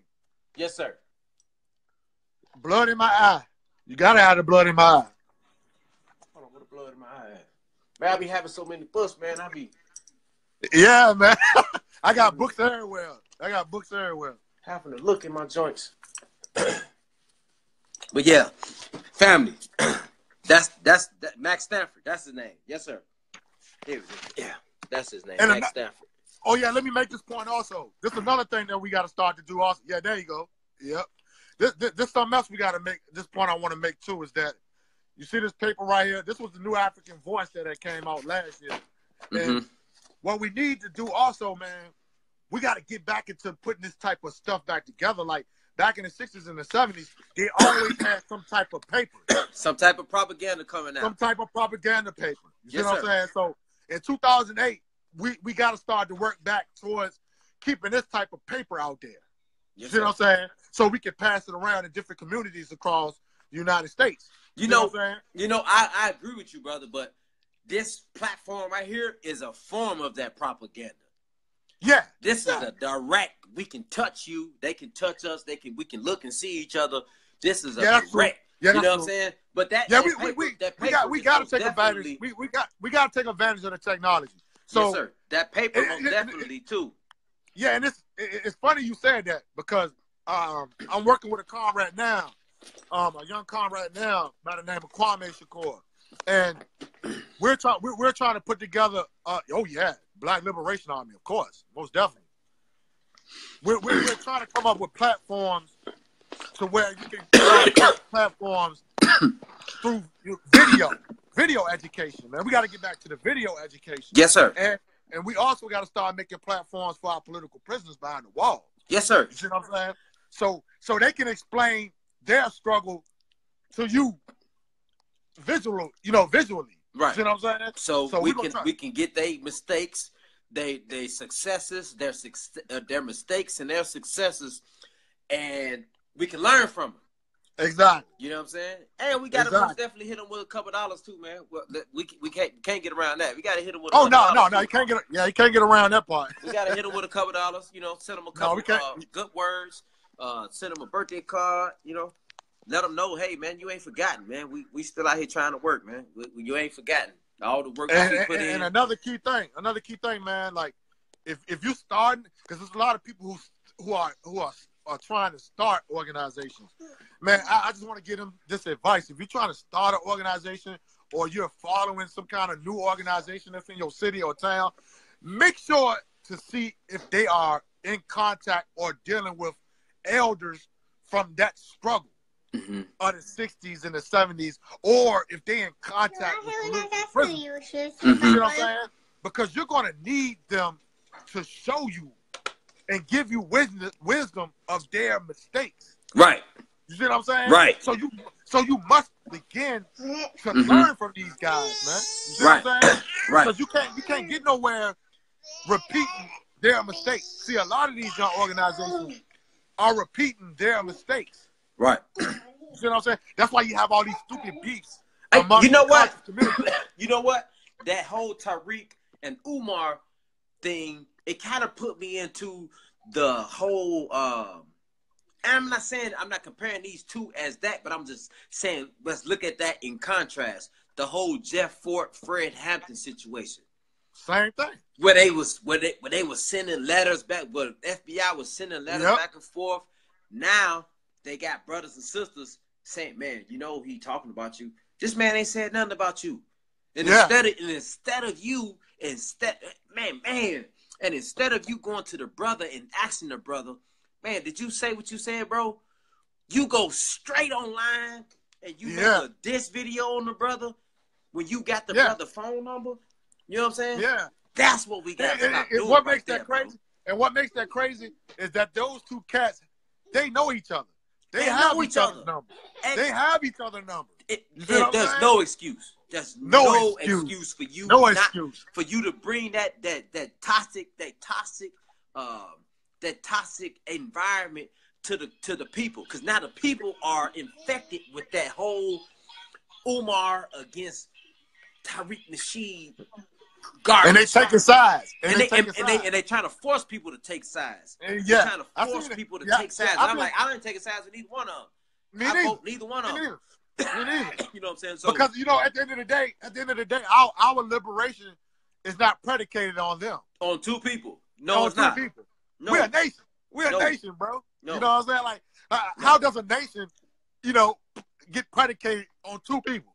No, it's not. It's because you call yourself the prince or something, brother. You gotta, man. 2018, you gotta stop saying that.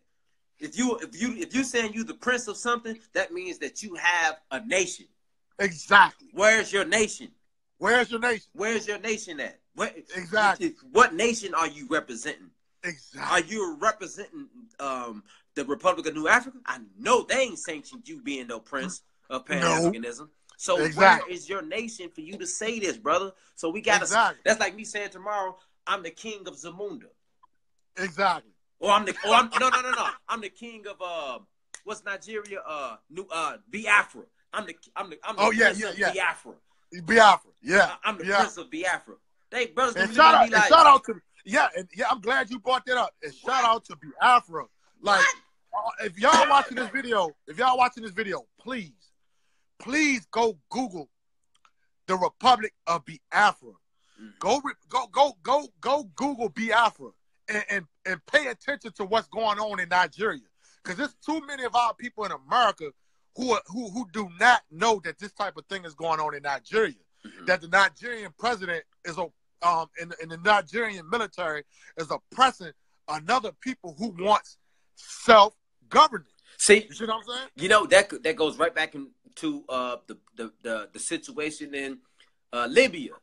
Exactly. Those were Nigerians that was trying to cross and get into Europe. Exactly. That was getting kidnapped and put into slavery. Exactly. Those were Nigerians. What were they running from? Exactly. You know what I'm saying? They was running from the Nigerian government, because the Nigerian government is a puppet government. And people don't. I know people love Nigeria so much because Nigeria. We know most of our ancestors came from Nigeria. We know this.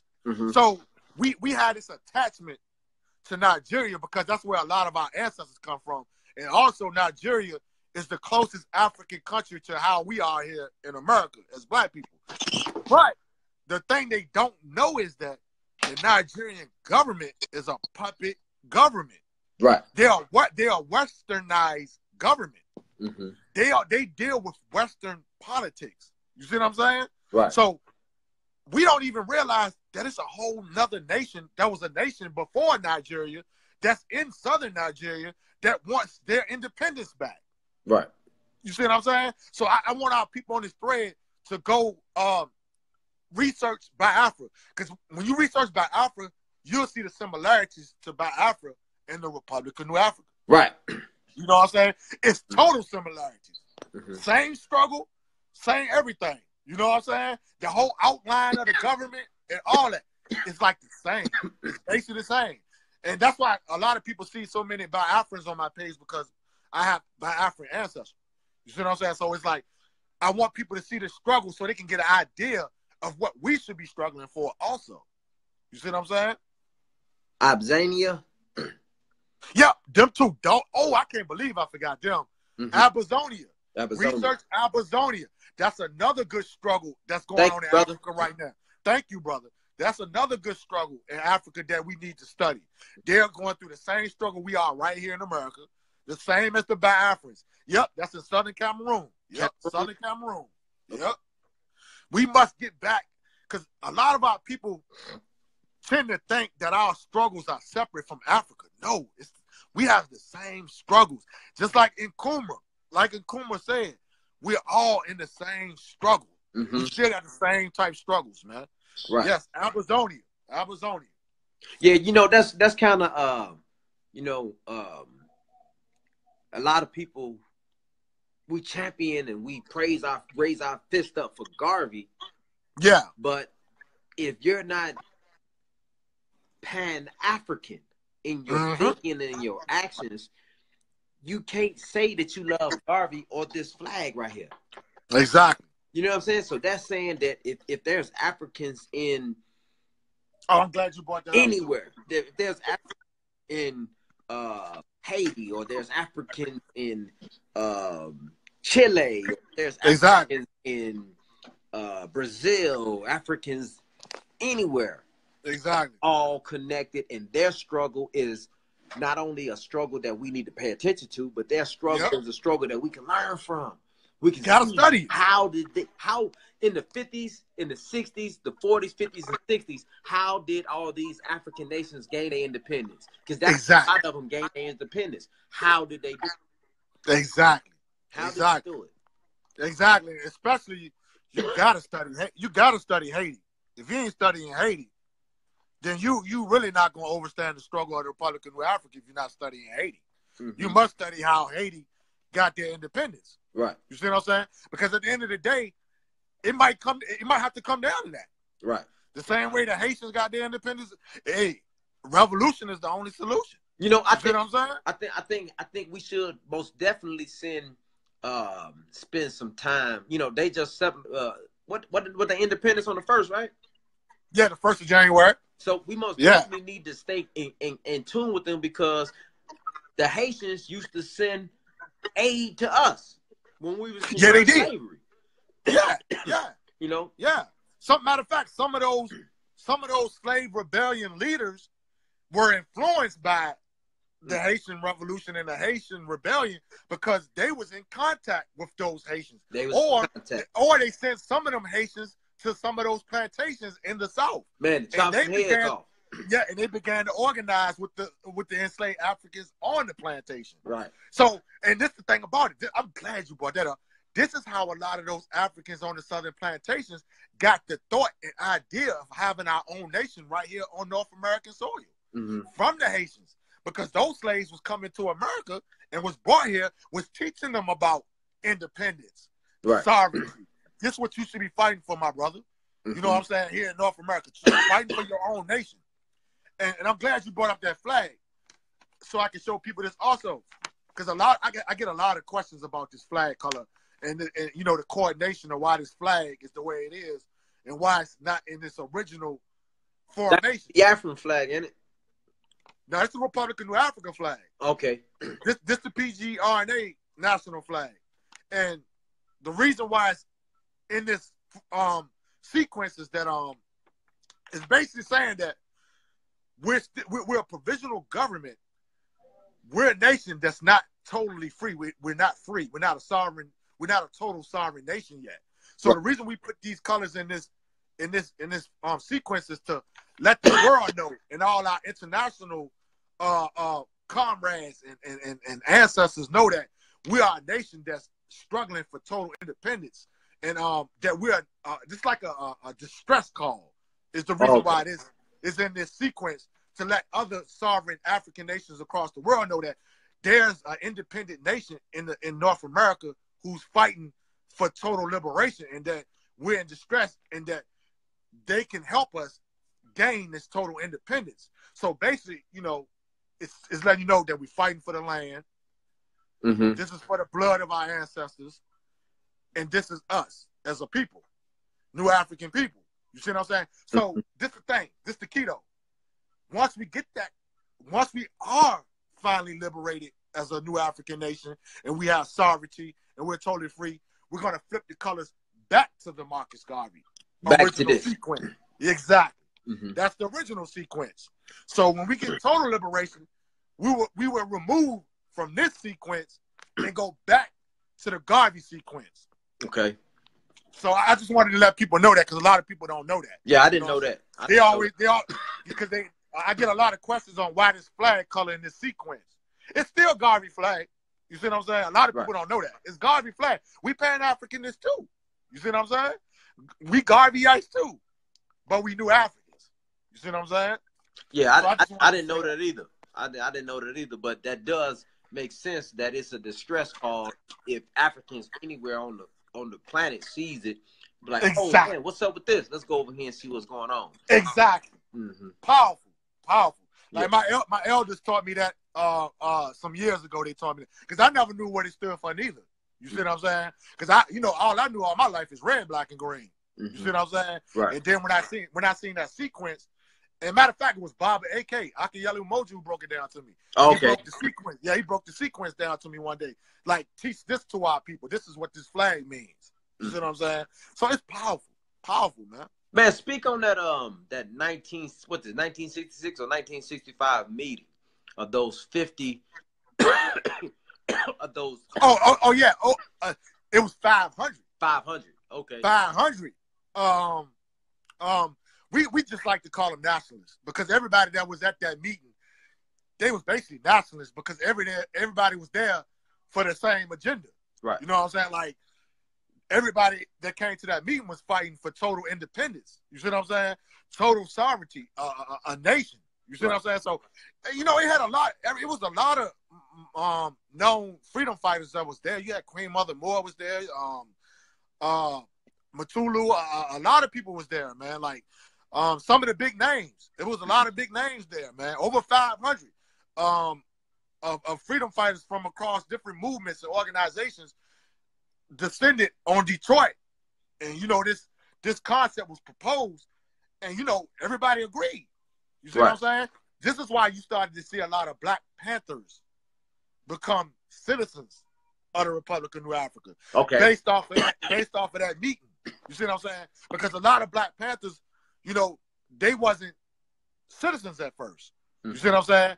But over the years, that started to change when that whole concept was explained at that meeting in 1968. You see what I'm saying? So even Huey P. Matter of fact, I got a blog of Huey P. Newton wrote a letter to the Republic of New Africa.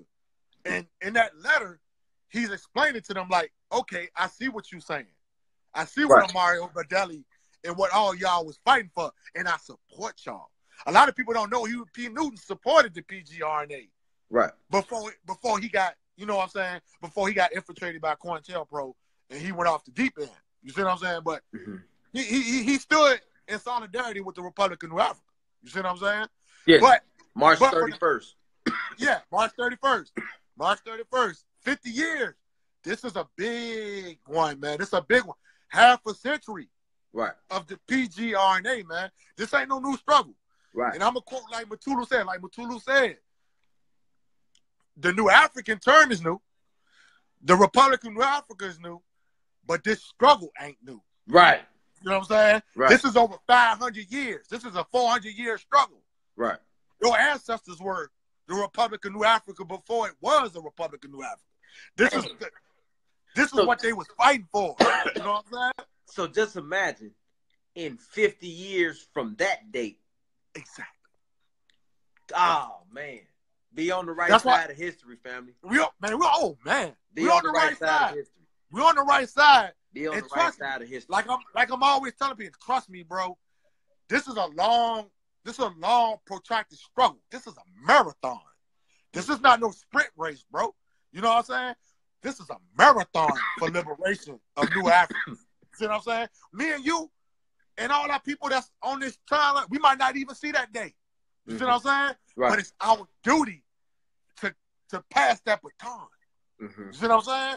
Because one day, one of our generations is going to bring that nation into reality. It's going to come into reality. Yes. That freedom and that total liberation and that sovereign nation is going to come into reality. You know, that's you know, a lot of times we talk about business. We talk about, man, just speaking into existence and it's going to happen. We can do the same thing with our nation. Exactly. Talk it into existence, but we got to be doing some work to make it manifest. Exactly.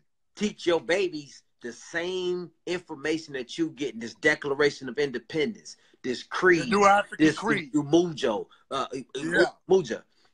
Teach that to your children. Once you teach your children, it's embedded to them. And they recycling it and they teaching it to their children. And one day, like you said, one of our or a group of our children will rise up and they will make that happen if we don't see it while we live it. Exactly. Exactly. And that's why I said earlier, that's why I was telling people earlier, they need to go study the struggle of Biafra. Because to me, out of all the struggles that's going on today, like right now, I feel like they are the best one to study because their struggle is a long, protracted struggle like us. They've been passing that Biafra knowledge from generation to generation before Nigeria was even a country. You know what I'm saying? Like that, their struggle go way back to their ancestors, their ancient ancestors. You see what I'm saying? And they just been passing it down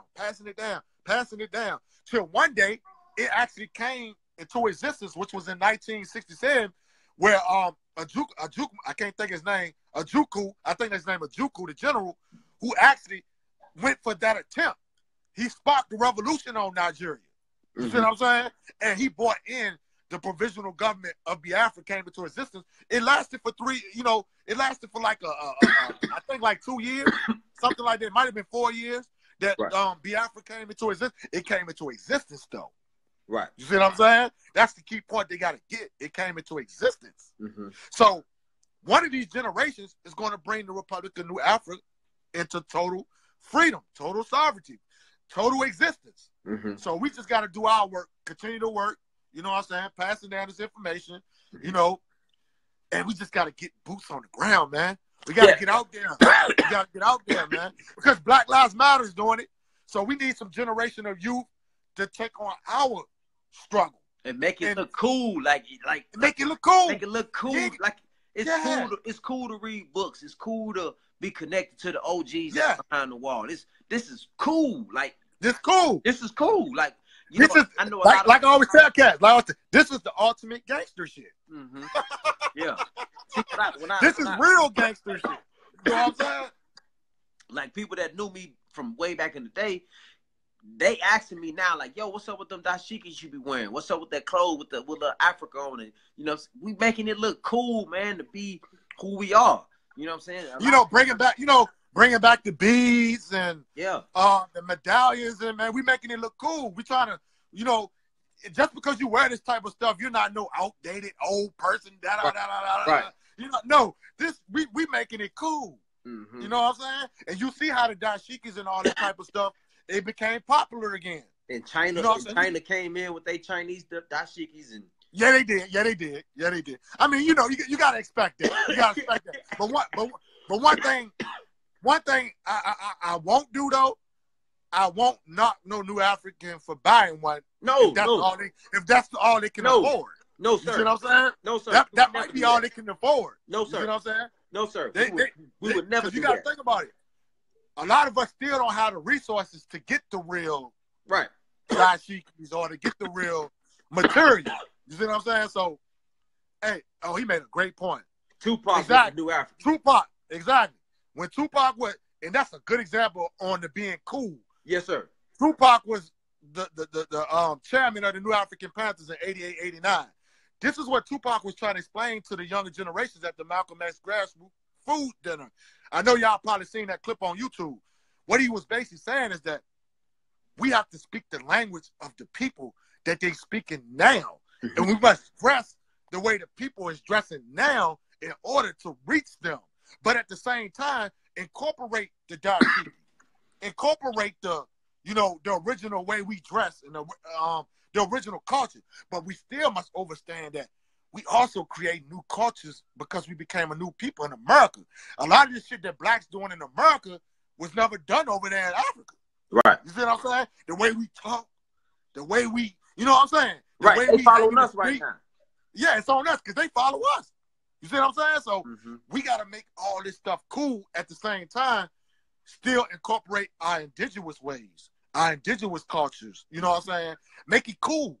That's all you got to do. Make it cool. Make the Republic of New Africa cool. Pac, that's what Pac was trying to do. He tried to make the Republic of New Africa cool. Right. He's like, look here. This is what he did. He's like, look here. He was telling Afeni and Matulu and all of them, like, look here, this is what I'm going to do. I'm going to start my own chapter in Atlanta, but I'm going to outline it in a way that I feel like I can reach my generation. That's when the thug code came in with Matulu. Exactly. Exactly. You see what I'm saying? They tried to start incorporating their own way of trying to set up the governance, because it's all about the governance. Taking back the community the way we want to govern it. You see what I'm saying? That's where the thug code came from. You see what I'm saying?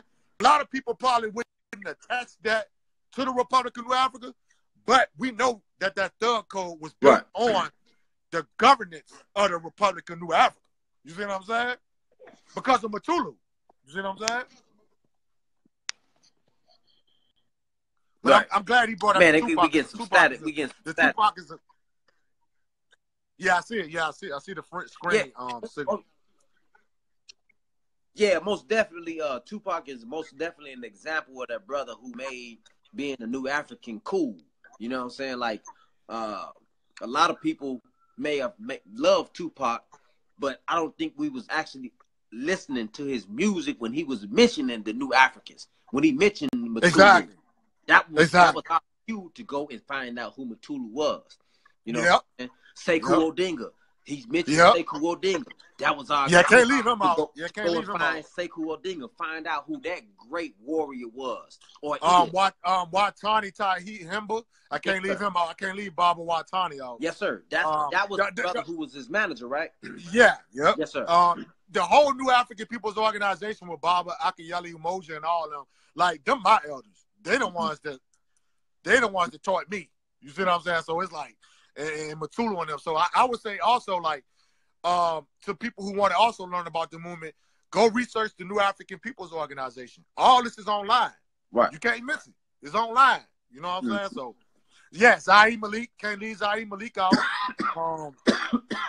All the New African Scouts, all the people, the A, like, that's like one of the home bases. So, Zaire, all of them, yeah, man, research all of them, man. He got it all in his music. You see what I'm saying? It's all in his music. Yeah, that's all we got to do is go back and think about it and listen, and we can hear it in there. It's all in there. That's what when he was trying to put together the whole new organization as far as the rappers doing free concerts, sponsoring football games and baseball games and things of that sort. He was trying. The whole concept before Pac was assassinated. The whole concept of the One Nation. The One Nation. He tried to do the One Nation. Many people don't even realize what he was talking about. He was really that's another thing that was based off the PGRNA. Right. That's all principles of the PGRNA. He just was putting it in his own. He was putting it in his own way to get the point across. Right. You know what I'm saying? Because he didn't want to force it on you. You know what I'm saying? Because a lot of people don't even realize Pac and Matulu and Watani and all of them, they had a little falling out. They had a falling out when he went to death row. When he went to death row, they wasn't talking. You see what I'm saying? But then Pac started to understand that. Damn, I need my elders again. You know what I'm saying? Like, I need to go back to my elders, man. And so that's the whole thing that you see in the Machiavelli period.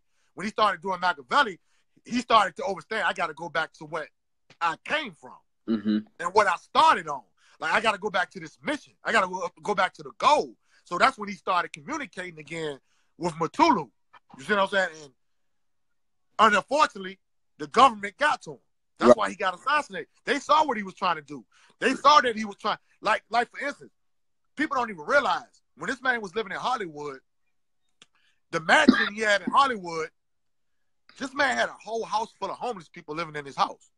Right. He didn't even know these people. He had over 20 to 30 people living in his house he didn't know. There was homeless people. There were kids that he was trying to help. You see what I'm saying? That was unenforced. He was trying to help them. Like, all that is socialistic. That's socialistic programs. That's PGRNA type of stuff. He was doing socialistic programs in his own house. Right. Right. Where did he get from? So where he came from. So it's no doubt that Pac was returning to where he left from. But that white man beat him to the punch. Like, we ain't letting that happen. We ain't gonna let that happen. We gotta get rid of Pac. We can't let him not only do it and then influence these other big time Negroes with money. We can't get him either, because once he connects with the Biggie Smalls and the Puffies and the Jay Princes and the Scarfaces, oh man, we done. Oh yeah, yes sir. It was finna, like when he came up with the One Nation concept, people don't realize where the white man realized, because he caught on to it, because that's their job. That's COINTELPRO job. Like when they seen Pac starting to go back to that politicizing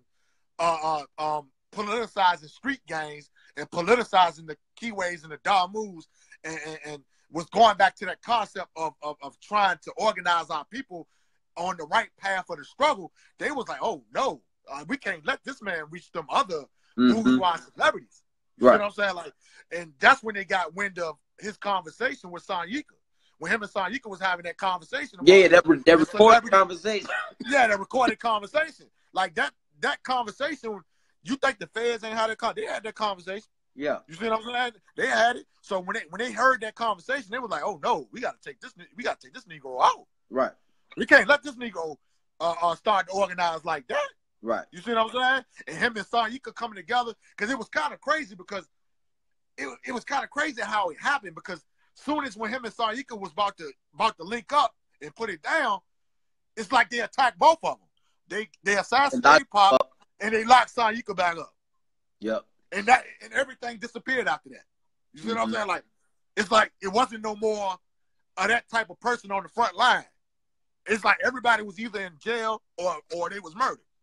Right. So, at the end of the day, that's all I was basically saying. Like, yeah, man, Pac is a great example. Pac a great example. Hey, that's just you mentioning that. This is why I always say, and it's all this is an organizational strategy to everybody is receiving the same training. Yeah. So that if they do take the so-called leader, or if they try to infiltrate and find out who the leader is, they wouldn't have who the leader is, because everybody is on the same thing. Exactly. Exactly. I'm glad you brought that up, because that's why the PGRNA, that's why we have so many formations and quadres of formations under the PGRNA. Yeah, exactly. That's a great book too. Yeah, the spook who sat by the door. You know what I'm saying? Like, this is why it's necessary to have these formations that works for the PGRNA. And what I mean by that is that we work in collectives. You see what I'm saying? We don't have leaders. You see what I'm saying? We basically have diplomats. You see what I'm saying? In quadres of collectives. So you don't know who the leader is. Right. You see what I'm saying? Because all is moving alike. It's like a dialectic. It's very dialectic. It's not up and down. We don't have no up and down organization where we have a leader, this, that. No, we side by side. It's dialectic, dialectic materialism, side by side. You see what I'm saying? We comrades. You see what I'm saying? That's why you hear us say comrades a lot. No, we have comrades. It's a collective struggle. It's not no self, hierarchy. Like United States government, you got hierarchies and shit. We're not a hierarchy. You know what I'm saying? Because you can take the head out that way. You see what I'm saying?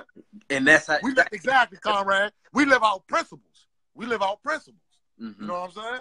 So, brother, speaking of, I just want to touch on this real quick. How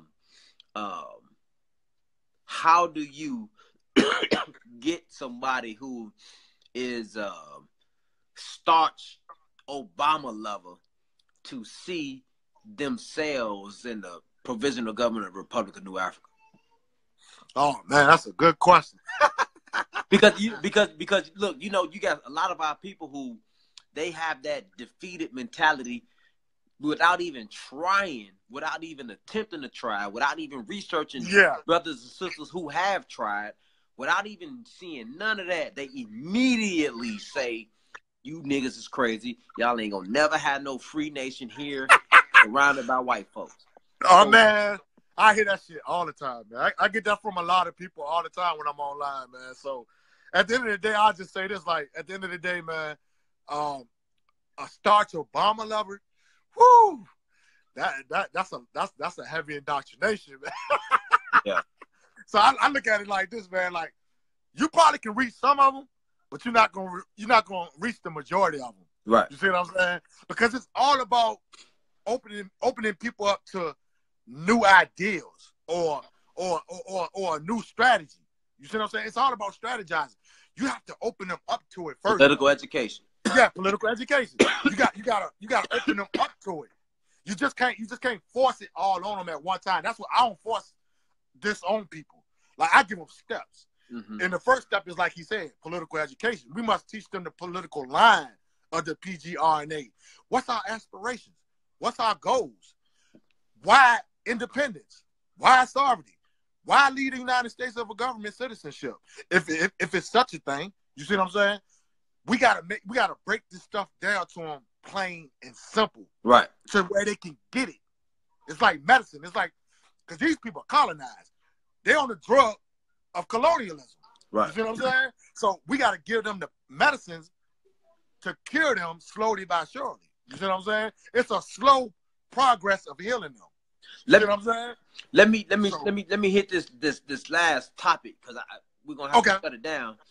Okay. I want to ask you about, what does the provisional governor of the Republic of New Africa, what are their views on reparations?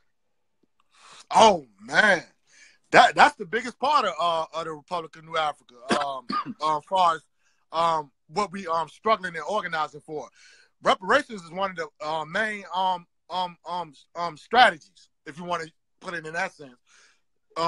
We must like I said, before the Republic of New Africa even came into existence, we had reparation movements during slavery and after slavery, in the Reconstruction period. We had leaders that were fighting for reparations back then. You see what I'm saying? So it has always trickled down as a part of the New African struggle. Yeah, we got to get that. We got to get out. We got to get the reparations for our ancestors, man. That you know, the Republic of New Africa came in existence based off of that labor, that slave labor. You see what I'm saying? Because we know we built this. Matter of fact, we built two nations.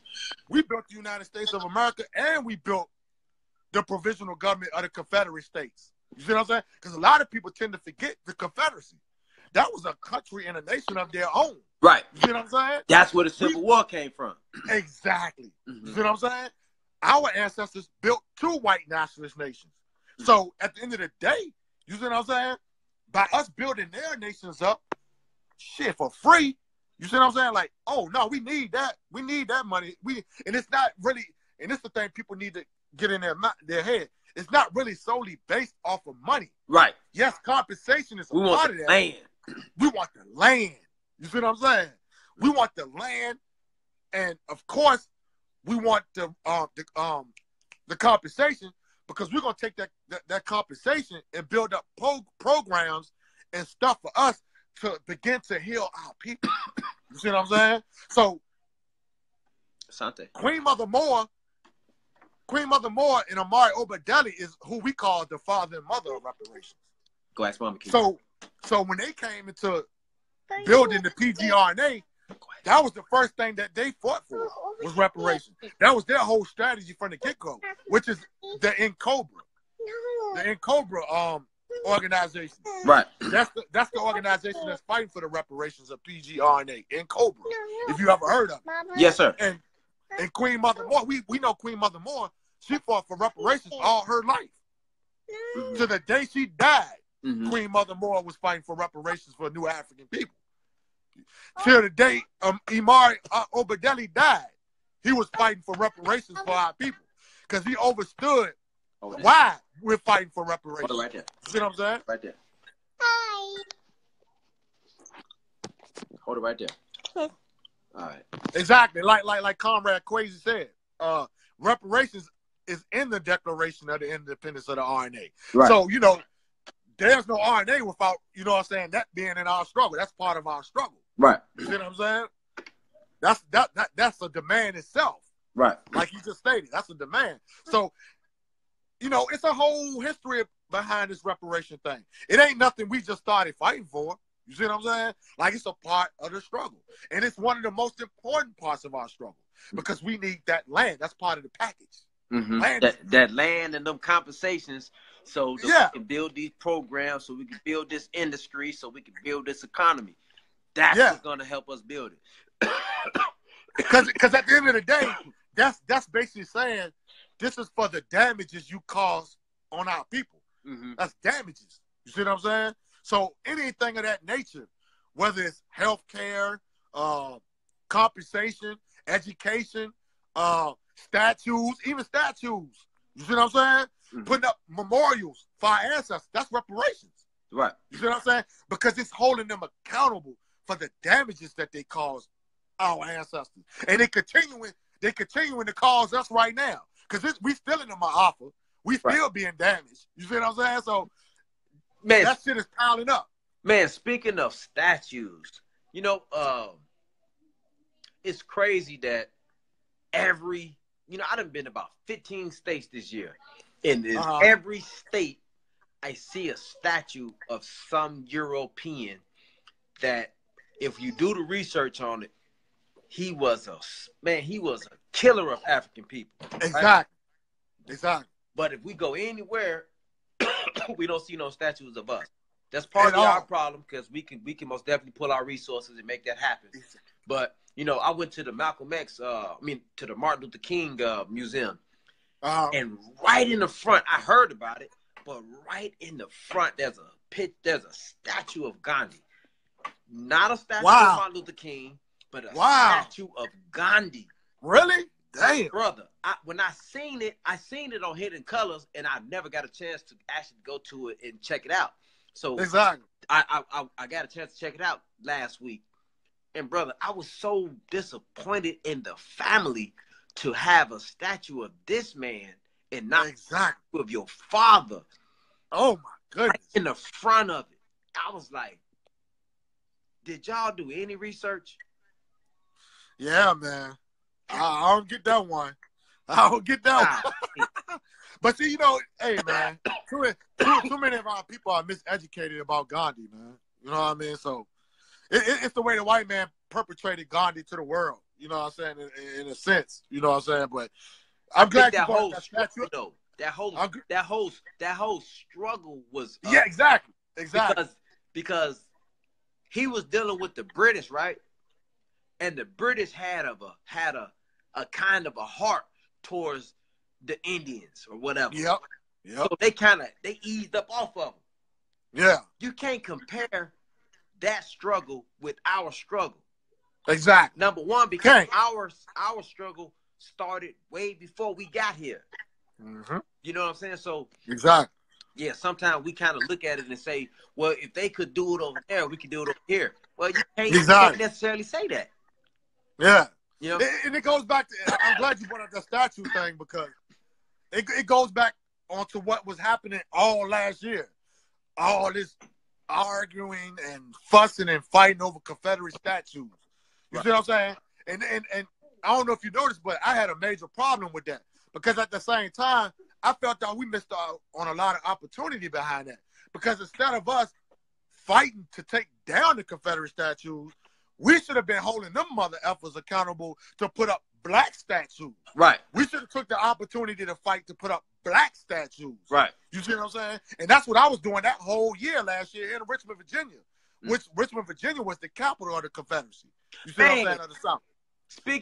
Speaking of Richmond, brother, I want you to most definitely, before we get off of here, let the people know what you're doing in Richmond, because I be seeing you on your joint. There's a lot of rich history in Richmond. So before we get up off here, most definitely make sure you talk about that. Okay. Yeah, I mean, we can talk about it now. You know what I'm saying? And the brother, shout out to the brother Kente. Kuta Kente. Kuta Kente, man. Shout out to the brother. Yeah, because, shout out to K. Kente, man, because his platform has done a lot for us getting this information out there, because he got his own show that that's ran on the public access channel. So we be talking about a lot of stuff that me and you talking about right now. We reaching a lot of new Africans here through his platform. Right. You know what I'm saying? So Richmond, Virginia, man, like I always be trying to tell people, I see a lot of our elders know this history, but it's a lot of our younger generation who don't know about Richmond. And the thing about Richmond is that a lot of people don't know that Richmond was the capital of the Confederacy states. So a lot of the stuff that was going on with slavery, this was the headquarters. Right. You know what I'm saying? And this is where pertaining to our ancestors, this is where the majority of our ancestors were brought to during slavery. So here you have in Richmond, we had a historic African burial ground. We had a historic Richmond slave trail. The slave trail that most of our first ancestors took those steps off the boats in chains and brought into the city, where we had this historic place called Shako Bottom. And what Shako Bottom is like one of my comrade elders say here. Shako Bottom is like Goree Island of Senegal. Mm-hmm. Y'all know what Goree Island is of Senegal. Yeah. Goree Island of Senegal was the main port of selling our ancestors out of West Africa. In Richmond, in the United States of America, Richmond, Virginia was the main port of selling our ancestors through the upper South to the deeper South. Right. See, people don't know how all them slaves got in the deeper South. They were brought from Richmond, Virginia, and sold down to the deeper South, which is called a downriver slave trade. A lot of our people never heard of the downriver slave trade. This slave trade was just as brutal as the transatlantic slave trade. Right. You see what I'm saying? So Richmond, a lot of people don't know that, but Richmond is the hub port of the domestic, we call it the domestic slave trade. And so it was a struggle going on here where this history had been covered up. You see what I'm saying? Right. So they built a parking lot, bro. They built a parking lot over the African burial ground. This is the African burial ground is where mostly all the enslaved Africans were buried at, or where they was hung at, executed at, all this type of stuff. Right. Even where the great, a lot of people don't. This is where the great Gabriel process from. You know what I'm saying? To try to spark the revolution, try to spark the rebellion in Richmond to start an independent black nation. Right. Right here in Richmond, Virginia. He's like one of the first people that came up with this idea of starting a black independent nation. And he tried to, spark that. You see what I'm saying? So he was executed on this land too, called the African burial ground. Right. Man, they covered all this shit up, man. They built a parking lot over it. So in the early 2000, I'd say around about 2002, 2003, we began to find out about this. You see what I'm saying? So all the organizations here, the African organizations here, we forged a struggle on that. Like, hold on, y'all been covering up history. Hold on. So we started finding out all these things like, damn, this was the hub of the slave trade? Damn, this is where all this stuff, man, this is where the movie 12 Years a Slave, that movie, the dude that he was playing in the movie, he was enslaved here. He was locked up in the slave dungeons here. Like Richmond is known for the most notorious slave dungeons. You see what I'm saying? Where he was holding our ancestors at. So as of now, we still waging that struggle because we're trying to get this big memorial park built here so all our ancestors from Africa and all our people here in America can come to Richmond. That's why you always hear me trying to get our people to come to Richmond because y'all gotta come here because this is like the origin and the basis of the New African struggle. You see what I'm saying? Because so many of our ancestors were brought here through slavery and was sold from here. You know, like when you come here, man, you would be amazed at the energy that you get when you start to walk this Richmond slave trail. You'd be like, damn, man, this is where the first ancestors were brought to, man. Like when you start to walk it, you start to feel the energy. You know what I'm saying? You'd be like, oh my God. And you can see how the ships was coming up the river. Like the notorious James River. That's named after the notorious slave trader of Europe, King James. Right. You know what I'm saying? So all I'm saying is if you come to Virginia, because a lot of people know if it wasn't for Virginia, it would be none of this United States of America. Virginia is the origin of everything you know today of America. Right. Because it started here. Everything started here. You see what I'm saying? So that's why I try to give, like when you be seeing me, that's why I be trying to give like the little tours. I like to try to show people the historic spots in Richmond. We got so many plantations here that people need to come here and see, like, because this is where the oppression of our people started. This is where the goddamn Holocaust started on our people. You see what I'm saying? So that's all. You know, I just been doing a lot of work in that area. We're trying to get them more. Ain't Charleston is one of those spots like that too, right? Yeah, most definitely. Yeah, Charleston. Most definitely. Charleston. Yup. Charleston. Yeah, I got a chance to go down to Charleston. Charleston in South Carolina. It's Richmond, Charleston, New Orleans.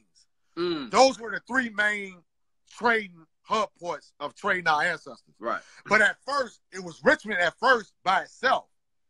They were sending those ancestors down south. Then Charleston opened up their port. Then New Orleans opened up their port. And that's how, you know, the slave trade was being facilitated. Man, brother. Oh, man. It's deep. Just me going to Charleston, I kind of had like a, boy, if you don't get emotional about, you know, I went to that church. I went to that church where those Africans were murdered at by that white man. I know you're talking about. You know, I know you're talking about. Church. And, you know, we can debate our people all day about the religion or whatever, but yeah, to just go in that church and find out whose church that was. Exactly. Right? When you find out whose church it was and you just walk it, like you said, walking that trail and you feel that energy. It's like, exactly. They telling you, brother, don't forget about us. Exactly. I need your help. Don't forget about us. So in my mind, I'm looking at it like, man, I ain't got no choice now. Once you go, you don't have no choice because they not gonna let you sleep. They gonna wake your ass up in the middle of the night. You get up. It's time to go. You know what I'm saying? Exactly. People thinking this whole spooky booky dust. Nah, it's real. For real.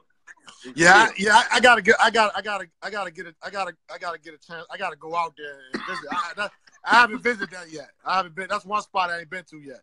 I gotta definitely hit that up. Try to hit that up in 2018, man. Yeah. Because I've been hearing so much about it. Man. And plus, I study that too. You know what I'm saying? Because I be studying all that type of history. Right. Yeah.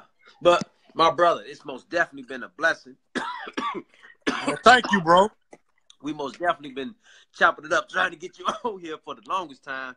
And exactly. Made man. You know what I'm saying? Today, man. You know, when I got home, I was like, nah, man, I got to do it today. Yeah. Because we've been trying to do this for so long, and I'm like, I got to take time out, and I got to chop it up with my brother. Man. I got to get it in. Because we've been trying to do this for so long, man. Hey, but that's the organic way. That's how we did it. It was just organic, so it just happened like that. So, you know, hey, it's all good. And I appreciate you, man. I appreciate everything you do, because, you know, I follow you, too. Don't you know, I got to let that be known. I be seeing all the good stuff you do, too. And you know, Kalanji, man, that's the Conrad. You know what I mean? Like, yes, sir. You know what I mean? Like, I'm with FTP myself. Yes, sir. Yeah, that's the big brother. So, you know, yes, sir, that's the big brother. So, you know, I respect you, bro. Like, I salute you. You know what I mean? I salute your movement, man. Man, I appreciate it, bro. Yeah, man. We most definitely gonna reconvene and come back and do it again.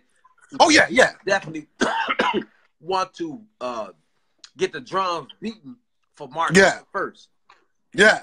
March 29th, rather. March 29th. Oh, yeah. March 29th. March 29th to April 1st, everybody's on this thread, man. It's going to be the 50-year anniversary of the PGRNA. If you can make it to Detroit, get to Detroit. If you can't, and I always got to emphasize, if you can't get to Detroit, still celebrate. Yes, sir. Wherever you are. Yes. Wherever you are, man. But please save those dates, because this is a story. Yes, sir. Half of a century of a struggle. Yes, sir. Even though that struggle is longer than that, but we saying specifically of the PGRNA coming into existence on paper. You know what I'm saying? And the Constitution, the Code of Umoja, the Declaration of Independence, all these type of things came into existence, man. Celebrate, man. Please celebrate March 29th to April 1st. New African Nation Day, 50 years, man. Hey, matter of fact, make sure you put those in the comments, brother, or any videos on Queen Mother Moore, any videos on the Olugbala brothers. And anything that's relevant to what we talked about. I'm gonna go ahead and take a screenshot and put them on that post. Because we most definitely want to continue, man. We don't know everything, man. We most definitely want to continue to keep circulating the information and building off of each other. Exactly. Yeah. I'm gonna put a lot of that stuff in your comment boxes. Free to let, as you know, as the days go by, the weeks by, whatever. I'm gonna still keep coming back to this video, and I'm gonna put stuff in the comment box so the people who was watching can get an idea, and they can have links to go to. You know what I'm saying? Free the land, Conrad. And free the land. My brother been lacing it up, huh? Oh yeah. Sharp. Because if you go to Detroit, man, get with the Olugbala Society, because they're holding down a legacy. That's my brother. He in Detroit. Yeah, he in Detroit. Cool, Detroit. Yeah, he in Detroit. Follow the Olugbala Society on IG. And follow Olugbala Society on Instagram. Okay. Definitely want to do it now. Yeah, Conrad Akwamu, he on Instagram. He ain't on Facebook right now. But follow him also, man. Like he keeps us laced. Like they holding it down in Detroit, man. You know, you stuff up there in Detroit too. Yes, sir. So you know, yeah. So they holding it down, man. They keeping the legacy going. Yep, okay. August 3rd Collective, man. That's us. August 3rd Collective, man. Man, any last words, brother, before we end this? Y'all, you know, the people that's on this thread, you can follow me on Instagram at Haki_Kweli_Shakur, and you can just hit me up on YouTube. I put a lot of this information on my YouTube channel, which is Haki Kweli Shakur. That's all you got to put in the search engine. And you will see on my YouTube channel, I have, like the thing you said earlier, I had the video about the Special Field Order 15th with the Reconstruction in the Civil War. I got all this stuff on my YouTube channel, so you can just go to my YouTube channel also. Okay. So that's basically all I got to say, man. Just be how can I put it? Be looking out for that 50th anniversary, man, and write political prisoners. Right, political. You know what I'm saying? Get educated about political prisoners. Be prepared to get ready to push this Mutulu campaign, man. It's about to go full throttle. Mutulu is welcome here. Yeah, springtime, he going up for parole, man. Anytime between spring and the summer, he going up for parole. So we got to start pushing this free Mutulu campaign. Okay, man. That's basically it. That's all I got to basically say. Man, as always, it's been a pleasure, brother. I'm glad we got a chance to finally do it. Man, all of you who tuned in, man, we appreciate you for spending your time here. We appreciate you for your comments. We appreciate you for the energy. Man, always, brother, we're going to leave how we came in with the saying of free the land. Free the land. Free the land. Free the land. You know what I'm saying? That's how we going. Free the land. By any means necessary. By any means necessary. Any means. Peace. Peace.